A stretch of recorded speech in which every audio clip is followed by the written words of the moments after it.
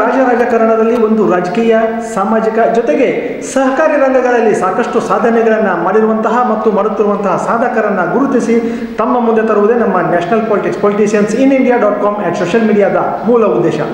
ನಮ್ಮ ಇವತ್ತಿನ ವಿಶೇಷ ಸಂದರ್ಶನದಲ್ಲಿ ಶಿವಮೊಗ್ಗ ಜಿಲ್ಲೆಯ ತೀರ್ಥಹಳ್ಳಿ ತಾಲೂಕಿನ ಕಡ್ತೂರು ಪ್ರಾಥಮಿಕ ಕೃಷಿ ಪತ್ತಿನ ಸಹಕಾರಿ ಸಂಘ ನಿಯಮಿತ ಕಡ್ತೂರು ಇದರಲ್ಲಿ 30 ವರ್ಷದಿಂದ ಅಧ್ಯಕ್ಷರಾಗಿ ಸೇವೆಯನ್ನು ಸಲ್ಲಿಸುತ್ತಾ ಬಂದಿರುವಂತಹ ಮತ್ತು ತೀರ್ಥಹಳ್ಳಿ TIPCMSನಲ್ಲಿ 2 ಅವಧಿಗೆ ನಿರ್ದೇಶಕರಾಗಿ ಹಾಗೂ ಅಧ್ಯಕ್ಷರಾಗಿ ಸೇವೆಯನ್ನು ಸಲ್ಲಿಸಿರುವಂತಹ ಮತ್ತು Sharavati credit cooperative society Thirthahalli ಇದರಲ್ಲಿ ಸಂಸ್ಥಾಪಕ ನಿರ್ದೇಶಕರಾಗಿ 11 ವರ್ಷಗಳ ಕಾಲ ಸೇವೆಯನ್ನು ಸಲ್ಲಿಸಿರುವಂತಹ ಮತ್ತು ಶಿವಮೊಗ್ಗ ಜಿಲ್ಲಾ ಒಕ್ಕಲಿಗರ ಸಂಘ ಇದರಲ್ಲಿ 11 ವರ್ಷ ನಿರ್ದೇಶಕರಾಗಿ ಸೇವೆಯನ್ನು ಸಲ್ಲಿಸಿರುವಂತಹ ಮತ್ತು ತೀರ್ಥಹಳ್ಳಿ ತಾಲೂಕು ಕೃಷಿಕ ಸಮಾಜ ಇದರಲ್ಲಿ 18 ವರ್ಷದಿಂದ ಅಲ್ಲಿ ನಿರ್ದೇಶಕರಾಗಿ ಕೂಡ ಸೇವೆಯನ್ನು ಸಲ್ಲಿಸುತ್ತಿರುವಂತಹ ಮತ್ತು ಕಮ್ಮರಡಿ JC ಸಂಸ್ಥೆಯಲ್ಲಿ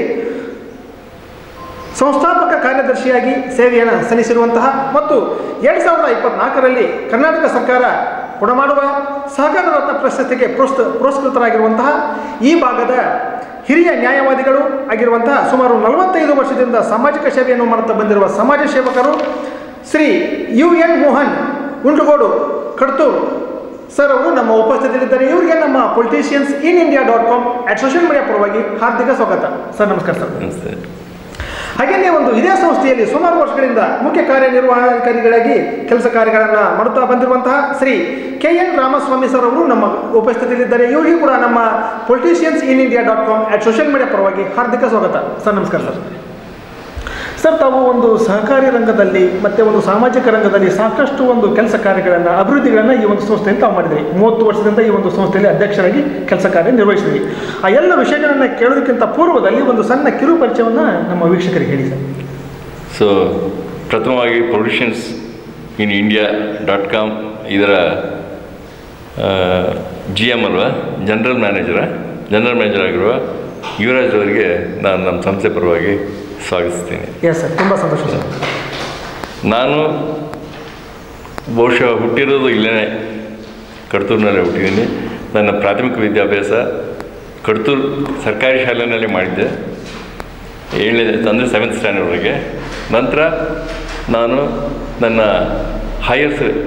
ಹೈಸ್ಕೂಲ್ ಅಂದರೆ ಪ್ರೌಢಶಾಲಾ ವಿದ್ಯಾಭ್ಯಾಸನ ಕಮ್ಮಡಿ ಗೌರ್ಮೆಂಟ್ ಕಾಲೇಜಲ್ಲಿ ಮಾಡಿದ್ದೀನಿ. ಬಹುಶಃ ಆ ಕಾಲದಲ್ಲಿ ನಮಗೆ ಓದಲಿಕ್ಕೆ ತುಂಬ ಕಷ್ಟ ಇತ್ತು ಅಂದರೆ ಯಾವುದೇ ರೀತಿ ಸಂಪರ್ಕಗಳಿರಲಿಲ್ಲ, ಸರಿಯಾದ ರಸ್ತೆಗಳು ಕೂಡ ಇರಲಿಲ್ಲ. ಏನು ಕಲ್ಲಿಂದ ಜಲ್ಲಿ ರಸ್ತೆಗಳು. ಇಲ್ಲಿಂದ ನಾವು ಆವಾಗ ಸುಮಾರು 6 ಕಿಲೋಮೀಟ್ರು ಅಲ್ಲಿ ರಾಘವೇಂದ್ರ ಸ್ವಾಮಿ ಮಠ ಅಂತ ಇದೆ ಈಗ, ಅದು ಆವಾಗ ಹೈಸ್ಕೂಲ್. ಅದು ಆ ಶಾಲೆಗೆ ನಾವು ಇಲ್ಲಿಂದ ನಡೆದೇ ಹೋಗ್ತಿದ್ದು. ಏನು ನಮ್ಮ ಹೈಸ್ಕೂಲ್ ವಿದ್ಯಾಭ್ಯಾಸ ಮಾಡುವಾಗ ಭಾಳ ಕಷ್ಟಪಟ್ಟೆ ನಾವು ಆವಾಗ ಓದಿದ್ದು. ಆವಾಗ ಬಸ್ಸು ಗಿಸ್ಸು ಏನೂ ಇರಲಿಲ್ಲ, ನಡ್ಕೊಂಡೇ ಹೋಗ್ಬಿಟ್ರು. ಅಂದರೆ ನಮಗೆ ಕಷ್ಟ ಅನಿಸಿರಲಿಲ್ಲ. ನಮ್ಮ ಜೊತೆ ಇಲ್ಲಿ ಭಾಳ ಜನ ನಡ್ಕೊಂಡು ಬರ್ತಾಯಿದ್ರು, ಇನ್ನೂ ದೂರದಿಂದ ನಡ್ಕೊಂಡು ಬರೋ ಜನಗಳು ನಮ್ಮ ಜೊತೆ ಬರ್ತಿದ್ರು. ಹಾಗೆ ನಮಗೆ ಒಂದು ಖುಷಿಯಾಗಿತ್ತು. ಇಲ್ಲಿಂದ ವಾಕ್ ಮಾಡ್ಕೊಂಡು 6-7 ಕಿಲೋಮೀಟ್ರ್ ಹೋಗಿರೋದು, ಅಂದರೆ ಡೈಲಿ 12 ಕಿಲೋಮೀಟ್ರ್ ಆಗ್ತಿತ್ತು, 6 ಕಿಲೋಮೀಟ್ರ್ ಹೋಗೋದು ಬರೋದು. ಅಂಥ ಸಂದರ್ಭದಲ್ಲಿ ಅದು ನಮ್ಗೆ ಕಷ್ಟ ಅನಿಸಿಲ್ಲ, ಖುಷಿಯಾಗಿ ಹೋಗ್ತಿದ್ದು. ಅಲ್ಲಿಗೆ ಖುಷಿಯಾಗಿ ಹೋಗ್ಬಿಟ್ಟು ಅಲ್ಲಿ ವಿದ್ಯಾಭ್ಯಾಸ ಮುಗಿಸ್ಬಿಟ್ಟು ಅಲ್ಲಿಂದ ನಂತರ ನಾನು PUCನ ತೀರ್ಥಹಳ್ಳಿ ತುಂಗಾ ಕಾಲೇಜ್ ಅಲ್ಲಿ ನಾನು ವಾಸ ಮಾಡಿದೆ. ಅಲ್ಲಿ ನಮ್ಮ ಹಾಸ್ಟೆಲ್ ಇದ್ದು, ಒಕ್ಕಲಿಗರ ಹಾಸ್ಟೆಲ್. ಅಲ್ಲಿ ನಾನು ಇದ್ಬಿಟ್ಟು 1 ವರ್ಷ ನಾನು PUC ಮುಗಿಸ್ತೇನೆ. ಅಲ್ಲಿಂದ ನಾನು ಎಜುಕೇಷನ್ ಪೂರ್ತಿ ನಾನು ಬಹುಶಃ ಮಹಾರಾಜ್ ಯೂನಿವರ್ಸಿಟಿ ಕಾಲೇಜು ಮೈಸೂರಿನಲ್ಲಿ ನಾನು BA ಮಾಡ್ತೀನಿ. ನಂತರ ಅಲ್ಲಿ PG ಮಾಡ್ತೀನಿ, ಪೋಸ್ಟ್ ಗ್ರ್ಯಾಜುಯೇಷನ್ಸು, MA ಇನ್ ಸೈಕಾಲಜಿ. ಅದನ್ನು ನಾನು ಇದರಲ್ಲಿ ಮಾಡ್ತೀನಿ, ಮಾನಸ ಗಂಗೋತ್ರಿನಲ್ಲಿ ಮಾಡ್ತೀನಿ. ನಂತರ ಅಲ್ಲೇ ಶಾರದಾ ವಿಲಾಸ್ ಲಾ ಕಾಲೇಜ್ ಇತ್ತು ಮೈಸೂರಿನಲ್ಲಿ, ಅಲ್ಲಿ 3 ಇಯರ್ಸು LLB ಮಾಡ್ತೀನಿ. ನಂತರ ಅಲ್ಲಿಂದ LLB ಮುಗಿಸಿ ಬಂದವನು ನಾನು ಶಿವಮೊಗ್ಗದಲ್ಲಿ ಭಾಳ ಒಳ್ಳೆಯ ರೆಪ್ಯೂಟೆಡ್ ಅಡ್ವೊಕೇಟ್ ಇದ್ದರು ಒಬ್ಬರು, ಮೈಸೂರು ನರಸಿಂಹಮೂರ್ತಿ ಅಂತ. ಅವ್ರ ಜೊತೆ 10 ವರ್ಷಗಳ ಕಾಲ ನಾನು ಕೆಲಸ ಮಾಡ್ತಿದ್ದೆ. ನಾನು ಜೂನಿಯರಾಗಿ ಕೆಲಸ ಮಾಡ್ತಿದ್ದೆ, ಜೊತೆಗೆ ಇಂಡಿಪೆಂಡೆಂಟಾಗಿ ಮಾಡ್ತಾಯಿದ್ದೆ. ಆಗ ನನಗೆ ನನ್ನದೇ ಆದ ಒಂದು ಇಂಡಸ್ಟ್ರಿನೂ ಮಾಡಿಕೊಂಡೆ. ಆವಾಗ ನನ್ನೊಂದು ಸ್ಮಾಲ್ ಸ್ಕೇಲ್ ಇಂಡಸ್ಟ್ರಿನೂ ಮಾಡ್ಕೊಂಡಿದ್ದೆ, ಒಂದು ಸ್ಮಾಲ್ ಸ್ಕೇಲ್ ಇಂಡಸ್ಟ್ರಿನೂ ಕೂಡ ಮಾಡ್ಕೊಂಡಿದ್ದೆ. ನ್ಯಾಷನಲ್ ಇಂಜಿನಿಯರ್ಸ್ ಅಂತ ಫ್ಯಾಬ್ರಿಕೇಷನ್ ವರ್ಕ್ಸ್ ಮಾಡ್ತಾಯಿದ್ದೆ. ಜೊತೆಗೆ ನಾನು ಅಡ್ವೊಕೇಸಿನ ಮಾಡ್ತಾಯಿದ್ದೆ. ಸುಮಾರು 10-12 ವರ್ಷಗಳ ಕಾಲ ಅಲ್ಲಿ ಶಿವಮೊಗ್ಗದಲ್ಲಿದ್ದೆ. ಸರ್, ಇನ್ನು ಮುಖ್ಯವಾಗಿ ತಾವು ಒಬ್ಬ ಪದವೀಧರರಾಗಿ ವಿದ್ಯಾವಂತರಾಗಿ ಈ ಒಂದು ಸಹಕಾರ ರಂಗಕ್ಕೆ ಯಾಕೆ ತಾವು ಪ್ರವೇಶವನ್ನು ಮಾಡಿದ್ರಿ ಮತ್ತು ಹೇಗೆ ತಾವು ಪ್ರವೇಶವನ್ನು ಮಾಡಿದ್ರಿ? ಒಂದೇನಂದರೆ ಈ ಸಂಸ್ಥೆ ಬಂದು ನಾನು ಭಾರಿ ಆಕಸ್ಮಿಕ. ನಾನು ಯಾವತ್ತೂ ಕೂಡ ನಾನು ಈ ಸಂಸ್ಥೆ ಬರ್ತೀನಿ ಅಂತ ಯೋಚನೆ ಮಾಡಿರಲಿಲ್ಲ. ಈ ಊರಿನಲ್ಲಿ ನಾನು ವಾಸ ಮಾಡ್ತೀನಿ ಅನ್ನೋದು ಸತ್ಯವಾಗಿ ಹೇಳಿದ್ರೆ ಯೋಚನೆ ಮಾಡಿರಲಿಲ್ಲ. ಬಿಕಾಸ್ ನಾನು MA LLB ಆಗಿತ್ತು, ನನಗೊಂದು ಇಂಡಸ್ಟ್ರಿ ಇತ್ತು ಶಿವಮೊಗ್ಗದಲ್ಲಿ, ಪ್ರಾಕ್ಟೀಸ್ ಮಾಡ್ತಾಯಿದ್ದೆ. ಸೊ ಆಲ್ಮೋಸ್ಟ್ ನನ್ನ ಸಂಸಾರ ಕೂಡ, ಫ್ಯಾಮಿಲಿ ಕೂಡ ಅಲ್ಲೇ ಸೆಟಪ್ ಆಗಿತ್ತು. ಬಹುಶಃ ಇದು ಮಣ್ಣಿನ ಋಣ ಅಂತ ಹೇಳ್ತಾರಲ್ಲ, ಏನು ಈ ಹೆಣ್ಣು ಹೊನ್ನು ಮಣ್ಣು ಅಂತ ಹೇಳಿದ್ರೆ ಈ ಋಣವೇ ನನಗೆ ಈಗಲೂ ಕೂಡ ನಾನು ಕೂತು ಯೋಚನೆ ಮಾಡೋದು ನನಗೆ ಅನ್ಸೋದು ಬಹುಶಃ ಈ ಊರಿನ ಮಣ್ಣಿನ ಋಣ ಇತ್ತೇನೆ ಹಾಗೆ ಬಂದಿದ್ದೇನೆ ಅಂತ ಯಾವತ್ತೂ ನಾನು ಯೋಚನೆ ಮಾಡಿದನಲ್ಲ. ಏನಾಯಿತು ಅಂದರೆ ಎಲೆಕ್ಷನ್ ಬಂತು, ಈ ಸೊಸೈಟಿ ಎಲೆಕ್ಷನ್ನು. ಅಂದರೆ ಬಹುಶಃ ನಮ್ಮ ರಕ್ತದಲ್ಲೇ ಬಂದಿದೆ ಈ ರಾಜಕಾರಣ ಅನ್ನೋದು, ಬಹುಶಃ ನಮ್ಮ ರಕ್ತದಲ್ಲಿ ಬಂದಿದೆ. ಹೇಗೆ ಅಂತ ಹೇಳಿದ್ರೆ ನಮ್ಮ ಅಪ್ಪ ಕೂಡ ಆ ಕಾಲದಲ್ಲಿ ಅಂದರೆ ಫಸ್ಟ್ ಎಲೆಕ್ಷನ್ ಆಯ್ತಲ್ವ, ಆವಾಗ ನಮ್ಮ ಅಪ್ಪ ಕೂಡ ಪಂಚಾಯತ್ ಎಲೆಕ್ಷನ್ ಬಿಟ್ಟು ಗೆದ್ದಿದ್ರು, ಪಂಚಾಯತ್ ಮೆಂಬರ್ ಆಗಿದ್ದರು. ಆಮೇಲೆ ಫಸ್ಟ್ ತಾಲೂಕು ಬೋರ್ಡ್ ಎಲೆಕ್ಷನ್ ಆದಾಗ ಕೂಡ ಅವತ್ತಿನ ಕಾಲ ಫಸ್ಟ್ ತಾಲೂಕು ಬೋರ್ಡ್ ಎಲೆಕ್ಷನ್ ಇದು ನೇಷನ್ ರಾಷ್ಟ್ರ ಮಟ್ಟದಲ್ಲಿ ಮೊದಲನೇ ಪಂಚಾಯತ್ ಎಲೆಕ್ಷನ್ಸ್ ಮತ್ತು ಈ ತಾಲೂಕು ಬೋರ್ಡ್ ಎಲೆಕ್ಷನ್ಸ್ ಆಗ್ತಲ್ಲ, ಪಂಚಾಯತ್ ಎಲೆಕ್ಷನ್ ಕಂಟೆಸ್ಟ್ ಮಾಡಿ ನಮ್ಮಪ್ಪ ಎಲೆಕ್ಟ್ ಆಗಿ ಪಂಚಾಯತ್ ಮೆಂಬರ್ ಆಗಿದ್ದರು. ತಾಲೂಕು ಬೋರ್ಡ್ ಎಲೆಕ್ಷನ್ಗೆ ಕೂಡ ನಮ್ಮಪ್ಪನ ಆವಾಗ ಏನು ಮಾಡಿದರು, ಕ್ಯಾಂಡಿಡೇಟ್ ಮಾಡಿದರು ಒಂದು ಪಕ್ಷ, ರಾಷ್ಟ್ರೀಯ ಪಕ್ಷದಿಂದ, ಕಾಂಗ್ರೆಸ್ ಪಕ್ಷದಿಂದ. ಅದಕ್ಕೆ ಅವರ ಅಭ್ಯರ್ಥಿಯಾಗಿ ಅವರು ಕೂಡ ನಿಂತಿದ್ದರು. ಆವಾಗ ಅವರು ಪರಾಜಿತರಾದರು. ಬಟ್ ಆವಾಗಲೂ ಕೂಡ ಒಂದು ರಾಜಕೀಯ ಇದಿತ್ತು ನಮಗೆ, ಆ ಕಾಲದಿಂದಲೂ ರಾಜಕೀಯ ಇತ್ತು. ನಂತರ ನಮ್ಮ ಅಣ್ಣ, ಸ್ವಂತ ಅಣ್ಣ, ಅವನು ಕೂಡ ಪಂಚಾಯತ್ ಮೆಂಬರ್ ಆಗಿದ್ದ, ಅವನು ಕೂಡ ಒಂದು ಪಂಚಾಯತ್ ಅಧ್ಯಕ್ಷ ಕೆಲಸ ಮಾಡಿದ್ದ. ಅದಕ್ಕಿಂತ ಜಾಸ್ತಿ ನನ್ನ ಕಸಿನ್ ಇನ್ನೊಬ್ಬರು ಶ್ರೀನಿವಾಸ್ ಗೌಡ್ರು ಅಂತಿದ್ದರು, ಅವರು ಕೂಡ ನಮ್ಮ ಕುಟುಂಬದಲ್ಲಿ ಸುಮಾರು, ಅವನು ಕೂಡ ಒಂದು ಟರ್ಮಿಗೆ ಇದಾಗಿದ್ದ, ಏನು ಮಂಡಲ್ ಪಂಚಾಯತ್ ಇತ್ತಲ್ಲ, ಪ್ರಧಾನ ಆಗಿದ್ದ. ಸುಮಾರು 15 ವರ್ಷ ಚೇರ್ಮನ್ ಆಗಿದ್ದ. ಇಲ್ಲೇ ಒಟ್ಟಿನಲ್ಲಿ ನಮ್ಮ ಕುಟುಂಬಕ್ಕೆ ಒಂದು ರಾಜಕೀಯ ಅಂಟಿದೆ. ಹೀಗೆ ತಾವು ಒಂದು ರಾಜಕೀಯ ಅಲ್ಲ, ರಾಜಕೀಯ ಕುಟುಂಬದಲ್ಲಿ ಬಂದವರು, ನಾವು ಮಧ್ಯದಲ್ಲಿ ಇದ್ದವರು. ನನಗೆ ರಾಜಕೀಯ ಮಾಡ್ಬೇಕಂತಿರಲಿಲ್ಲ. ನಾನು ಓದಬೇಕು, ನಾನು ಫಸ್ಟ್ ಯೋಚನೆ ಮಾಡಿದ್ದು, ನಾನು ಸೈಕಾಲಜಿ MA ಮಾಡುವಾಗ ಸೈಕಾಟಿಸ್ಟ್ ಆಗಬೇಕಂತ ಯೋಚನೆ ಮಾಡಿದ್ದು. ಅಲ್ಲೇ ಮತ್ತೆ ಡೈವರ್ಟ್ ಆಯಿತು. ಅಲ್ಲಿಂದ ಅಡ್ವೊಕೇಟ್ ಆಗೋಣ ಅಂತ ಹೇಳಿದೆ. ಸೈಕಾಲಜಿ ಪ್ಲಸ್ ಅಡ್ವೊಕೇಸಿ ಇದ್ದರೆ ನನಗೆ ಪ್ರಾಕ್ಟೀಸಿಗೆ ಭಾರಿ ಅನುಕೂಲ ಆಗ್ತದೆ ಅಂತ ಯೋಚನೆ ಮಾಡಿ ನಾನು ಪ್ರಾಕ್ಟೀಸ್ ಮಾಡೋದು, ಎಲ್ಲರಿಗೆ ತಗೊಂಡ್ಬಿಟ್ಟು ಪ್ರಾಕ್ಟೀಸ್ ಮಾಡೋದು 10 ವರ್ಷ. ಪುನಃ ನಾನು ಅಲ್ಲಿ ಇಂಡಸ್ಟ್ರಿ ಬೇಕು, ಜೊತೆಗೆ ಫೈನಾನ್ಷಿಯಲ್ ಆಗಿ ನಮ್ಮ ಸಪೋರ್ಟ್ ಸಿಗೋಕ್ಕೆ ಇಂಡಸ್ಟ್ರಿ ಬೇಕು ಅಂತೇಳಿ ಇಂಡಸ್ಟ್ರಿ ಮಾಡಿದ್ರು ನನ್ನಲ್ಲಿ. ಅದು ಒಳ್ಳೆ ಹಾರ್ಟ್ ಆಫ್ ದಿ ಸಿಟಿ ಶಿವಮೊಗ್ಗದಲ್ಲಿ. ಇವತ್ತು ನೀವು ನೋಡಿರ್ಬೋದು ದುರ್ಗಾರಾಜ್ ಅಂತ, ದುರ್ಗಾರಾಜ್ ಎದುರುಗಡೆನೇ ಇತ್ತು ನಮ್ಮದು ಫ್ಯಾಬ್ರಿಕೇಷನ್ ವರ್ಕ್, ನ್ಯಾಷನಲ್ ಯೂನಿವರ್ಸ್ ಅಂತೇಳಿ. ಸೊ ಏನೋ ಒಂದು ಋಣ ಅಷ್ಟೇ. ಇಲ್ಲಿ ಬಂದಾಗ ಏನಾಯಿತು ಅಂದರೆ, ನನ್ನ ಕಸಿನ್ ಇದ್ದ ಇಲ್ಲಿ, ನನ್ನ ಅಣ್ಣ ಕೂಡ ಒಂದ್ಸರಿ ಈ ಸೊಸೈಟಿಯ ಡೈರೆಕ್ಟ್ರಾಗಿ ಅವನು ಬೇರೆ ಕಡೆ ಹೋಗಿದ್ದ, ರಾಜಕೀಯ ಅಂದರೆ ಪಂಚಾಯತ್ ಕಡೆ ಹೋಗಿದ್ದ. ಈ ನಮ್ಮ ಇನ್ನೊಬ್ಬ ಕಸಿನ್ ಇದ್ದವನು ಏನಾಗಿದ್ದ, ನಾನು ಆ ಎಲೆಕ್ಷನ್ ಡಿಕ್ಲೇರ್ ಆಗೋವರೆಗೂ ಅವನು ಸುಮಾರು 17 ವರ್ಷ ಈ ಸಂಸ್ಥೆ ಅಧ್ಯಕ್ಷ ಆಗಿದ್ದ. ಯಾವುದೋ ಈ ಸಂಸ್ಥೆ ಅಧ್ಯಕ್ಷ ಆಗಿದ್ದ, ಶ್ರೀನಿವಾಸ್ ಗೌಡ್ರು ಅಂತ, ಶ್ರೀನಿವಾಸ್ ಗೌಡ್ರು ಅಂತ ಈ ಸಂಸ್ಥೆ ಅಧ್ಯಕ್ಷ ಆಗಿಬಿಟ್ರು. ಅವ್ರೇನಾಗಿದ್ರು, ಈ ಸಂಸ್ಥೆ ಕಟ್ಟಿದ್ರೆ ಅವ್ರು ಅನ್ಬೋದು ಹೆಚ್ಚು ಕಡಿಮೆ. ಸರ್, ಇನ್ನು ಈ ಒಂದು ಸಂಸ್ಥೆಯ ಸಂಸ್ಥಾಪಕ ಅಧ್ಯಕ್ಷರು ಯಾರು, ಮತ್ತು ಈ ಸಂಸ್ಥೆ ಯಾವಾಗ ಪ್ರಾರಂಭ ಆಯಿತು, ಹೇಗೆ ಅಲ್ಲಿಂದ ಇಲ್ಲಿವರೆಗೂ ಬೆಳ್ಕೊಂಡು ಬಂತು ಸರ್? ಈ ಸಂಸ್ಥೆ 1959ರಲ್ಲಿ ಚೂಡಪ್ಪೋಡ್ರು, B ಚೂಡಪ್ಪೋಡ್ರು ಅಂತಿದ್ದರು, ಅವರು ಸಂಸ್ಥಾಪಕ ಅಧ್ಯಕ್ಷರು.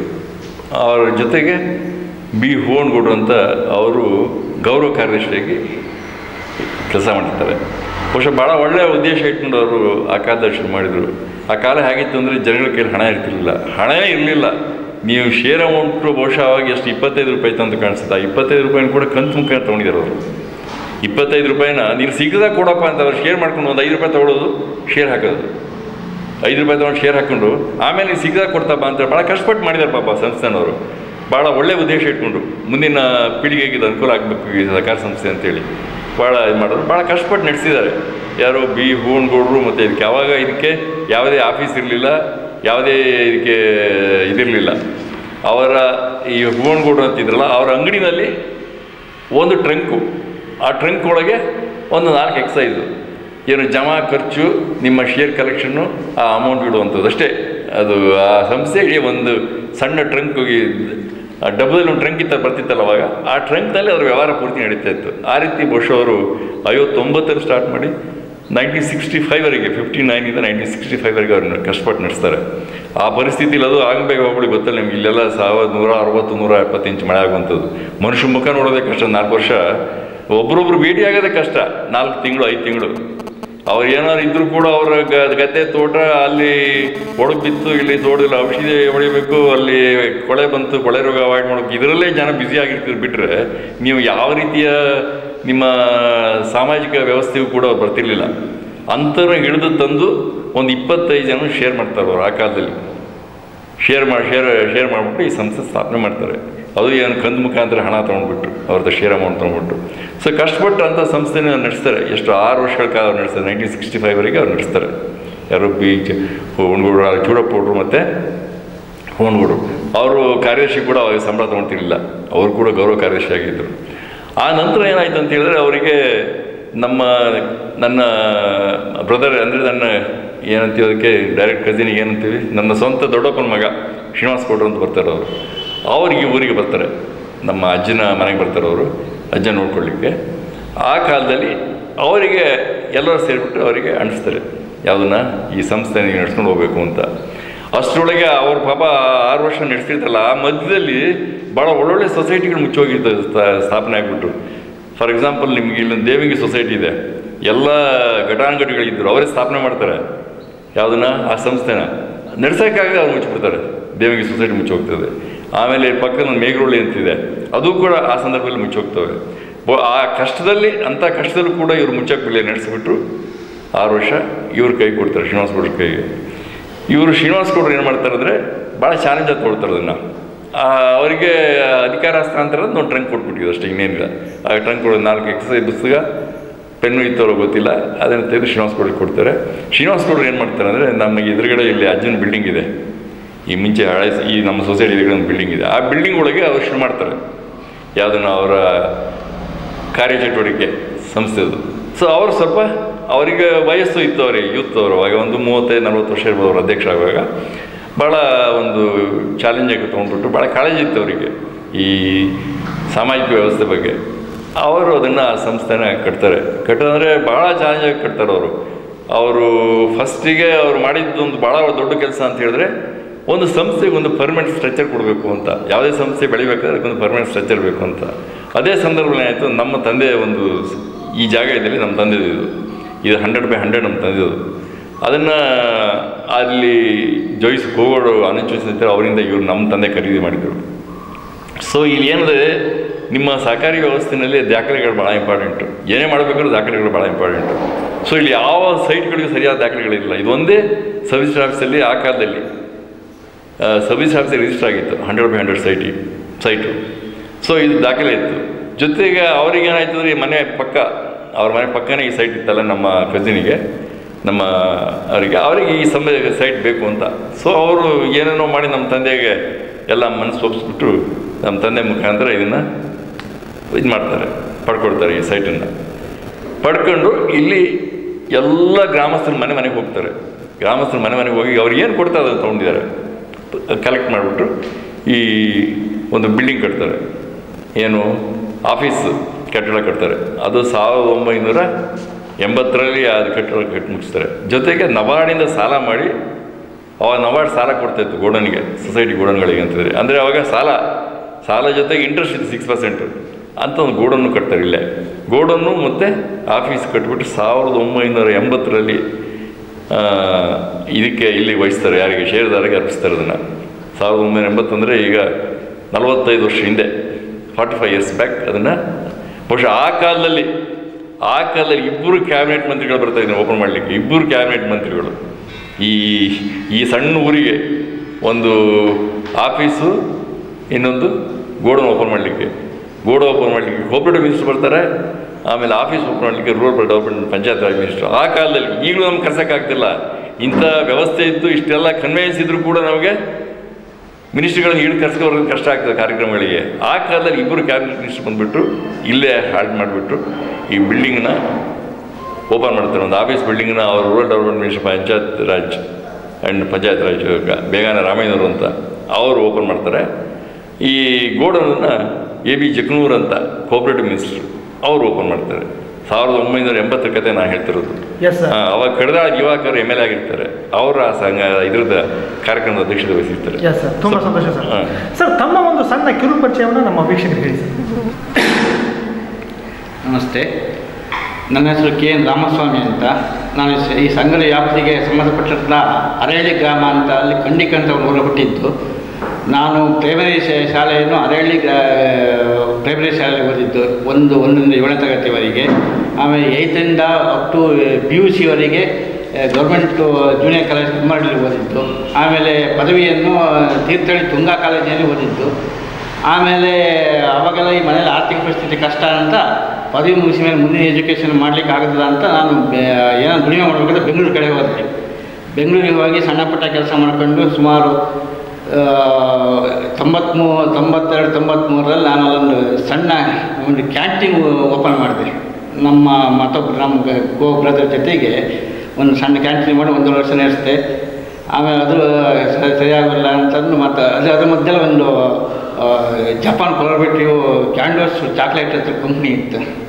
ಅದಕ್ಕೆ ಹೋಗಿ ಜಾಯ್ನ್ ಆದೆ ಸೇಲ್ಸ್ ಎಕ್ಸಿಕ್ಯೂಟಿವ್ ಆಗಿ. ಅಲ್ಲಿ ಒಂದು ವರ್ಷ ಕೆಲಸ ಮಾಡಿದೆ. ಆಮೇಲೆ ಮನೆಯಲ್ಲಿ ಆರ್ಥಿಕ ಪರಿಸ್ಥಿತಿ ಮತ್ತು ತಂದೆ ಅನಾರೋಗ್ಯದಿಂದ ಮತ್ತು ಮನೆ ಕಡೆ ಬರಬೇಕಾಯಿತು. ಮತ್ತು ಅದನ್ನೆಲ್ಲ ಬಿಟ್ಟು ವಾಪಸ್ ಮತ್ತು ಮನೆಗೆ ಬಂದೆ. ನಾನು ಉದ್ಯೋಗ ಹುಡುಕ್ತಾಯಿದ್ದೆ, ಏನೋ ಉದ್ಯೋಗ ಮಾಡಬೇಕಂತ, ಏನೋ ಬಿಸ್ನೆಸ್ ಮಾಡೋದ ಉದ್ಯೋಗ ಮಾಡೋದು ಯೋಚನೆ ಮಾಡುವಾಗ ಇಲ್ಲಿ ಅವಾಗ ಸ್ಟಾರ್ಟಿಂಗಲ್ಲಿ ಒಂದು ಪಿಗ್ಮಿ ಠೇವಣಿ ಓಪನ್ ಇತ್ತು. ಒಂದು ಪಿಗ್ಮಿ ಕಲೆಕ್ಷನಿಗೆ ಒಂದು ಜನ ಬೇಕಂತ ಅಂದಿದ್ರು. ಇಲ್ಲಿ ನಾನು ಒಂದು ಅಪ್ಲಿಕೇಶನ್ ಹಾಕಿದೆ. ನನಗೆ ಯಾರು ಪರಿಚಯ ಅಂತ ಇರಲಿಲ್ಲ, ಈ ಕೃಷ್ಣವೇ ಗೊತ್ತಿಲ್ಲ. ನಾವೇನಾದ್ರು ಸಾಲ ತಾವು ಬರೋಕ್ಕೆ ಬಿಟ್ಟು ನಮ್ಮ ತಂದೆ ಜೊತೆಗೆ ಮತ್ತೇನು ಗೊತ್ತೇ ಇರಲಿಲ್ಲ. ಅವಾಗ ಸಹಿತ ಇವರು ಅಧ್ಯಕ್ಷರಾಗಿದ್ದರು. ನಾವು ಅಪ್ಲಿಕೇಶನ್ ಕೊಟ್ಟೋಗಿದೆ. ಆಮೇಲೆ ಸುಮಾರು ದಿನ ನಂತರ ನೀವು ಆಯ್ಕೆ ಆಗಿದ್ದೀರಿ ಬನ್ನಿ ಅಂದರು. ಆಮೇಲೆ ಬಂದು ಜಾಯ್ನ್ ಆದೆ. ಸುಮಾರು ಒಂದು 20 ವರ್ಷ ಪಿಕ್ನಿಕ್ ಏಜೆಂಟಾಗಿ ಕೆಲಸ ಮಾಡಿದ್ದೀನಿ. ನಾವು ಸ್ಟಾರ್ಟಿಂಗಲ್ಲಿ ತಿಂಗಳಿಗೆ ಒಂದು 40-45 ಸಾವಿರ ರೂಪಾಯಿ ಪಿಕ್ನಿಕ್ ಕಲೆಕ್ಷನ್ ಆಗಿತ್ತು. ಆಮೇಲೆ ನಾವು ಬಂದಮೇಲೆ ಈಗ ಸುಮಾರು 4-5-6 ಲಕ್ಷ ರೂಪಾಯಿ ಪಿಕ್ನಿಕ್ ಕಲೆಕ್ಷನ್ ಆಗುತ್ತೆ. ಒಂದು 20 ವರ್ಷ ಪಿಕ್ನಿಕ್ ಕಲೆಕ್ಷನ್ ಮಾಡಿ ಆಮೇಲೆ ಹಂತವಾಗಿ 2000ರಲ್ಲಿ ಇದೇನಾಯಿತು ಅಂದರೆ ಈ ಸಹಕಾರ ಸಂಘ ಇತ್ತಲ್ಲ, ಈ ಸಹಕಾರ ಬ್ಯಾಂಕ್ ಅಂತ ಇತ್ತು 2000 ಇಸ್ವಿಯಲ್ಲಿ. ಆವಾಗ ಒಳಗಡೆ ಕೆಲಸ ಮಾಡೋದು ಮತ್ತು ಉದ್ಯೋಗಸ್ಥರು ಬೇಕು, ನಾನೇ ಜಾಯ್ನ್ ಆದೆ. ನಾನೇ ಇರ್ತೀನಿ. ನಮಗೇನು ಹಣದ ಅವಶ್ಯಕತೆ ಇತ್ತು. ಎಷ್ಟಾದ್ರೂ ಸಿಗಲಿ, ಹಣ ಬೇಕು, ನಮಗೆ ದುಡಿಬೇಕು ಅಂತ ನಾನೇ ಕೆಲಸ ಮಾಡ್ತೀನಿ. ಅದ್ರ ಜೊತೆ ಇದ್ರಿಗೆ ಈ ಕೆಲಸನ ಮಾಡ್ಕೊಂಡು ಹಂತವಾಗಿ ಈಗ ಲಾಸ್ಟ್ ಇಯರ್ ಸಿವಾಗ ಹಾಗೆ. ಎಸ್ ಸರ್, ತುಂಬ ಸಂತೋಷ ಸರ್. ಸರ್, ಇನ್ನು ತಾವು ಈ ಸಂಸ್ಥೆಯಲ್ಲಿ ಷೇರುದಾರ ಸದಸ್ಯರು ಎಷ್ಟು ಜನ ಇದ್ದಾರೆ ಪ್ರಸ್ತುತದಲ್ಲಿ? ಈ ಸಂಸ್ಥೆ ಅಲ್ಲ, ಪ್ರಸ್ತುತ 1190 ಷೇರುದಾರರಿದ್ದಾರೆ. ಪ್ರಾರಂಭದಲ್ಲಿ ಸಂಘ 46 ಜನ ಸದಸ್ಯರು ಹೊಂದಿ 46 ಜನ ಸದಸ್ಯರಿಂದ ಸುಮಾರು 1200 ರೂಪಾಯಿ ಷೇರು ಬಂಡವಾಳ ಮಾತ್ರ ಹೊಂದಿತ್ತು. ಈಗ ಏನಾಗಿದೆ, ಯಾವ ಮಟ್ಟ 1200 ಷೇರುದಾರರಿದ್ದಾರೆ. ಸುಮಾರು 1,70,70,000 ಲಕ್ಷ ರೂಪಾಯಿ ಷೇರು ಬಂಡವಾಳ ಹೊಂದಿದೆ. ಅಷ್ಟು ಸದೃಢ ಸಂಸ್ಥೆ ಬೆಳೆದಿದೆ. S sir. ಸರ್, ತಾವು ಹೇಳಿ, ತಮ್ಮ ಈ ಸಂಸ್ಥೆ ಷೇರುದಾರ ಸದಸ್ಯರಿಗೆ ಏನೇನು ಸೌಲಭ್ಯಗಳನ್ನು ಕೊಡ್ತಾ ಇದ್ದೀರಿ? ನಾವು ಮೊದಲನೇದಾಗಿ ನಿಮ್ಗೆ ಗೊತ್ತಲ್ಲ, ಈ ಸಹಕಾರ ಸಂಸ್ಥೆಗಳಿಗೆ ಸರ್ಕಾರದಿಂದ ಏನೂ ನಿರೀಕ್ಷೆ ಮಾಡೋಕ್ಕಾಗಲ್ಲ. ನಾವು ಇವತ್ತು 80 ಲಕ್ಷ ರೂಪಾಯಿ ಬಿಲ್ಡಿಂಗ್ ಕಟ್ಟಿದ್ರು ಕೂಡ ಯಾವುದೇ ರೀತಿಯ ಅನುದಾನಗಳು ನಮ್ಮ ಸರ್ಕಾರದಿಂದ ಬಂದಿಲ್ಲ. ಇದು ದೊಡ್ಡ ದುರಂತ ಈ ಸಹಕಾರಿ ಕ್ಷೇತ್ರದ್ದು. ಜನಗಳ ದೃಷ್ಟಿಯಿಂದ ನಾವು ಸ್ವಂತ ದುಡಿದು ಬೆಳೆಸಿರುವಂಥ ಸಂಸ್ಥೆ ನೋಡಿದಾಗ ಏನೋ ಸಿಗ್ತದೆ ಸೊಸೈಟಿಲಿ, ಏನೋ ಉಂಟು ಸಂಸ್ಥೆಯಲ್ಲಿ ಅಂತ ಏನೂ ಇಲ್ಲ. ನಮ್ಮ ಶ್ರಮ ಅದ್ರ ಫಲ ಅಷ್ಟೇ ಇಲ್ಲಿರೋದು. ಅದು ಯಾಕೆ ಹೇಳ್ತಿದ್ದೀನಿ ಅಂದರೆ, ಇವತ್ತು ಗ್ರಾಮೀಣ ಭಾಗದಲ್ಲಿ ಗಾಂಧೀಜಿಯವ್ರ ಕನಸಿತ್ತು. ಏನು ಗಾಂಧೀಜಿ ಕನಸಿದೆ ಏನಂದರೆ, ಗ್ರಾಮೀಣ ಪ್ರದೇಶಗಳ ಇದು ಗ್ರಾಮ ರಾಜ್ಯಗಳಾಗಬೇಕಂತ. ರಾಮರಾಜ್ಯ ಆಗಬೇಕಂದ್ರೆ 3 ಬಹಳ ಮೇಜರಾಗಿ ಹೇಳ್ತಿರೋರು. ಯಾವುದೇ ಗ್ರಾಮಕ್ಕೆ ಒಂದು ಶಾಲೆ, ಒಂದು ಪಂಚಾಯತಿ, ಒಂದು ಸಹಕಾರ ಸಂಸ್ಥೆ ಬೇಕು ಅಂತ ಹೇಳ್ತಿದ್ರು. ಅವು 3 ಇದ್ದಾಗ ಮಾತ್ರ ರಾಮರಾಜ್ಯ ಆಗೋದು ಅಂತ. ಯಾವುದು? ಒಂದು ಶಾಲೆ, ಒಂದು ಪಂಚಾಯತಿ, ಇನ್ನೊಂದು ಸೊಸೈಟಿ ಅಂತ. ಅದು ಗಾಂಧೀಜಿ ಕನಸಾಗಿತ್ತು. ಅದನ್ನು ನೆಹರೂರವರು ಸ್ವಾತಂತ್ರ್ಯ ನಂತರ ಅದನ್ನು ನೆಹರು ಕೂರಿಸಿದ್ದು. ಈ ಸಹಕಾರಿ ಸಂಸ್ಥೆ ಅಥವಾ ಸಹಕಾರಿ ಕ್ಷೇತ್ರ ಇರೋದು ನೆಹರು ಕೂರಿಸೋದು. ಅವರು ಏನು 5 years ಇದೆಯಲ್ಲ, ಪಂಚವಾರ್ಷಿಕ ಯೋಜನೆ ಇದೆಯಲ್ಲ, ಅದರ ಫಲ ಇದು ಇವತ್ತು ನಮ್ಗೆ ಕೊಟ್ಟಿರೋದು. ಇದನ್ನು ಬೆಳೆಸೋದು ಎಷ್ಟು ಕಷ್ಟ ಅಂತ ಹೇಳಿದ್ರೆ, ನೀವೇನು ಪ್ರಶ್ನೆ ಕೇಳಿದ್ರಲ್ಲ ಸರ್, ಇನ್ನು ಈ ಸಂಸ್ಥೆಯ ಷೇರುದಾರ ಸದಸ್ಯರಿಗೆ ಏನೇನೋ ಸೌಲಭ್ಯಗಳನ್ನು ಕೊಡ್ತಾರೆ? ಅದೇ ಸೌಲಭ್ಯಗಳನ್ನ ನಾವೇ ದುಡಿದು ನಾವು ನಮ್ಮ ಏನು ಇದಿದೆ ದುಡಿಮೆ ಫಲ ಇರ್ತಲ್ಲ, ಏನು ಸಿಕ್ಕಿರ್ತದೆ ಅಲ್ಲೇ ಒದಗಿಸ್ಬಿಟ್ರೆ ಸರ್ಕಾರದಿಂದ ಏನು ಸಿಗ್ತಿಲ್ಲ. ನಾವೇನು ಮಾಡ್ತೀವಿ ಅಂದರೆ ಸರ್, ಈಗ ಷೇರುದಾರ ಸದಸ್ಯರಿಗೆ ಲೋನ್ ಮೂಲಕ ಆಗಿರ್ಬೋದು. ಅದೇ ಲೋನ್ ಫಸ್ಟ್ ಆಫ್ ಆಲ್ ನಾವು ಏನು ಷೇರುದಾರರಿಗೆ ಬೆಳೆ ಸಾಲ ಅಂತ ಕೊಡ್ತೀವಿ, ಕ್ರಾಪ್ ಲೋನ್ ಅಂತ ಕೊಡ್ತೀವಿ. ಅದು ಅವ್ರು ಏನು ಮಾಡ್ತಾರೆ, 1 ವರ್ಷ ಇಟ್ಕೊಬಿಟ್ಟು ಅದನ್ನು ವಾಪಸ್ ಕಟ್ಬಿಟ್ಟು ಮತ್ತೆ ಕೊಡ್ತೀವಿ ನಾವು ಅದನ್ನು. ಅದು ಒಂದು. ಇನ್ನು ಏನಂದರೆ, ನಾವು ಪಿಗ್ಮಿ ಮೂಲಕ ಹಣ ಕಲೆಕ್ಟ್ ಮಾಡ್ತೀವಿ. ಹಣ ಕಲೆಕ್ಟ್ ಮಾಡಲಿಕ್ಕೆ ಒಂದು ಅವಕಾಶ ಇದೆ ನಮಗೆ. ಪಿಗ್ಮಿ ಮೂಲಕ ಹಣ ಕಲೆಕ್ಟ್ ಮಾಡಿಬಿಟ್ಟು ಆಮೇಲೆ ಎಫ್ ಡಿ ತೊಗೊಳ್ತೀವಿ. ಜನಗಳಿಗೆ ನಾವು ಇವತ್ತು 9% ಬಡ್ಡಿ ಕೊಡ್ತೀವಿ. ಅವ್ರ ಹತ್ರ ಫಿಕ್ಸೆಡ್ ಡೆಪಾಸಿಟ್ ತೊಗೊಳ್ತೀವಿ. ಅದು ಒಂದು.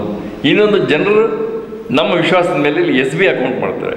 SB ಹಣವನ್ನು ಕೂಡ ಇಲ್ಲಿ ತಂದಿರ್ತಾರೆ. ಅದು ಕೂಡ ನಮಗೆ ವರ್ಕಿಂಗ್ ಕ್ಯಾಪಿಟಲ್ ಕನ್ವರ್ಟ್ ಆಗ್ತದೆ ಅದ್ರ ಮುಖಾಂತರ. ಇವೆಲ್ಲವೂ ಕೂಡ ನಮಗೆ ಈ ವ್ಯವಹಾರ ಮಾಡಲಿಕ್ಕೆ ಅನುಕೂಲ ಆಗ್ತದೆ. ಆ ಅಮೌಂಟಿಂದ, ಆ ಹಣದಿಂದ ನಾವು ಓನ್ ಫಂಡ್ ಅಂತ ಕೊಡ್ತೀವಿ. ಈ KCCL ಅನ್ನೋದನ್ನು ಅದು ಈಗ ಇಷ್ಟೊತ್ತು ಹೇಗಿತ್ತು ಅಂದರೆ KCCL 100% ನಮಗೆ DCC ಬ್ಯಾಂಕ್ನ ಕೊಡ್ತಿದ್ರು. DCC ಬ್ಯಾಂಕ್ನವರಿಗೆ ನಬಾರ್ಡ್ ಕೊಡ್ತಿರ್ತು. ನಬಾರ್ಡ್ ಕೊಡ್ತಾಯಿತ್ತು. ಎಷ್ಟು 90% ನಬಾರ್ಡ್ ಕೊಡ್ತಾಯಿತ್ತು. DCC ಬ್ಯಾಂಕ್ನ ನಮ್ಗೆ 100% ಕೊಡ್ತಾಯಿದ್ರು. ನಾವು ಅದನ್ನು ರೈತರಿಗೆ ಕೊಟ್ಟು ನಮಗೆ 2% ಕಮಿಷನ್ ಸಿಗ್ತಾಯಿತ್ತು. ಈಗ ನಾವು 1 ಕೋಟಿ ಸಾಲ ಕೊಟ್ಟರೆ 7 ಲಕ್ಷ ರೂಪಾಯಿ ಕೊಟ್ಟು ನಾವು ವಸೂಲು ಮಾಡಿಕೊಟ್ರೆ we are responsible for that. Board of director, board of ಇದು ಏನು ಇನ್ಸ್ಟಿಟ್ಯೂಷನ್ ಇದೆಯಲ್ಲ, ನಾವೇ ಜವಾಬ್ದಾರಿ. ನಾವು ಪ್ರೊನೋಟ್ ಕೊಟ್ಬಿಟ್ಟು ಅವ್ರ ಹತ್ರ ಸಾಲ ತಗೋಬೇಕು. 1 ಕೋಟಿಗೂ ನೀವೇ ಜವಾಬ್ದಾರ. ನಾವೇ board is responsible for that. ನಮ್ಮ ಮೇಲೆ ಅವರು ನಾಳೆ ಕ್ಲೈಮ್ ಮಾಡ್ಬೋದು. ಯಾರೇ ಒಬ್ಬ ಇವನು ಸಾಲಗಾರ ಹಣ ಕಟ್ತಿದ್ರು ಅದಕ್ಕೆ ನೀವೇ ನಾವೇ ಅವ್ರು ನಮ್ಮ ಹತ್ರನೇ ಅವರು ನಮಗೆ ಸರ್ಚಾರ್ಜ್ ಮಾಡ್ತಾರೆ. They will directly recovering from ನಮ್ಮನ್ನೇ ರಿಕವರ್ ಮಾಡ್ತಾರೆ ಅವರು. ಸೊ ಅವರಿಗೆ ನಾವು ಪ್ರನೋಟ್ ಕೊಟ್ಬಿಟ್ಟು ನಮ್ಮದು ಎಲ್ಲವನ್ನೂ ಅವರಿಗೆ ಇದು ಕೊಟ್ಬಿಟ್ಟು ಅವ್ರ ಹತ್ರ ನಾವು ಸಾಲ ತೆಗೆದಿದ್ದು. ಅದು ಅವಾಗ ಏನಿತ್ತು ಅಂದರೆ 90% ನಮಗೆ 100% ಕೊಡ್ತಾಯಿದ್ರು ಅವರು. ಏನು ನಮಗೆ 1 ಕೋಟಿ ಸಾಲ ಕೊಡಬೇಕಂದ್ರೆ 1 ಕೋಟಿ ಅವ್ರು ಕೊಡ್ತಾಯಿದ್ರು. ಕೊಟ್ಬಿಟ್ಟು ಅದನ್ನು ನಾವು ರೈತರಿಗೆ ಕೊಡ್ತಾಯಿದ್ದು. ರೈತರಿಗೆ ಕೊಟ್ಬಿಟ್ಟು ನಾವು ಪುನಃ ಅದನ್ನು ವಸೂಲು ಮಾಡಿದ್ರೆ ನಮಗೆ 1 ಕೋಟಿ ಸಾಲ ಕೊಟ್ಟು ವಸೂಲು ಮಾಡಿದ್ರೆ ನಮಗೆ ಒಂದು 2 ಲಕ್ಷ ರೂಪಾಯಿ ಸಿಗ್ತಾಯಿತ್ತು. 2% ನಮ್ಗೆ ಕಮಿಷನ್ ಕೊಡ್ತಾಯಿದ್ರು. Yes sir. ಸರ್, ಮುಖ್ಯವಾಗಿ ತಮ್ಮ ಸಂಸ್ಥೆಯಲ್ಲಿ ಈ ಒಂದು ದುಡಿಯುವ ಬಂಡವಾಳ ಎಷ್ಟು, ಮತ್ತು ಈ ಸಂಸ್ಥೆಯಲ್ಲಿ ಇರ್ತಕ್ಕಂಥ ಡಿಪಾಸಿಟ್ ಎಷ್ಟು? ಈಗ ದುಡಿಯೋ ಬಂಡವಾಳ ಸುಮಾರು 9 ಕೋಟಿಯಿಂದ 10 ಕೋಟಿ ಇದೆ.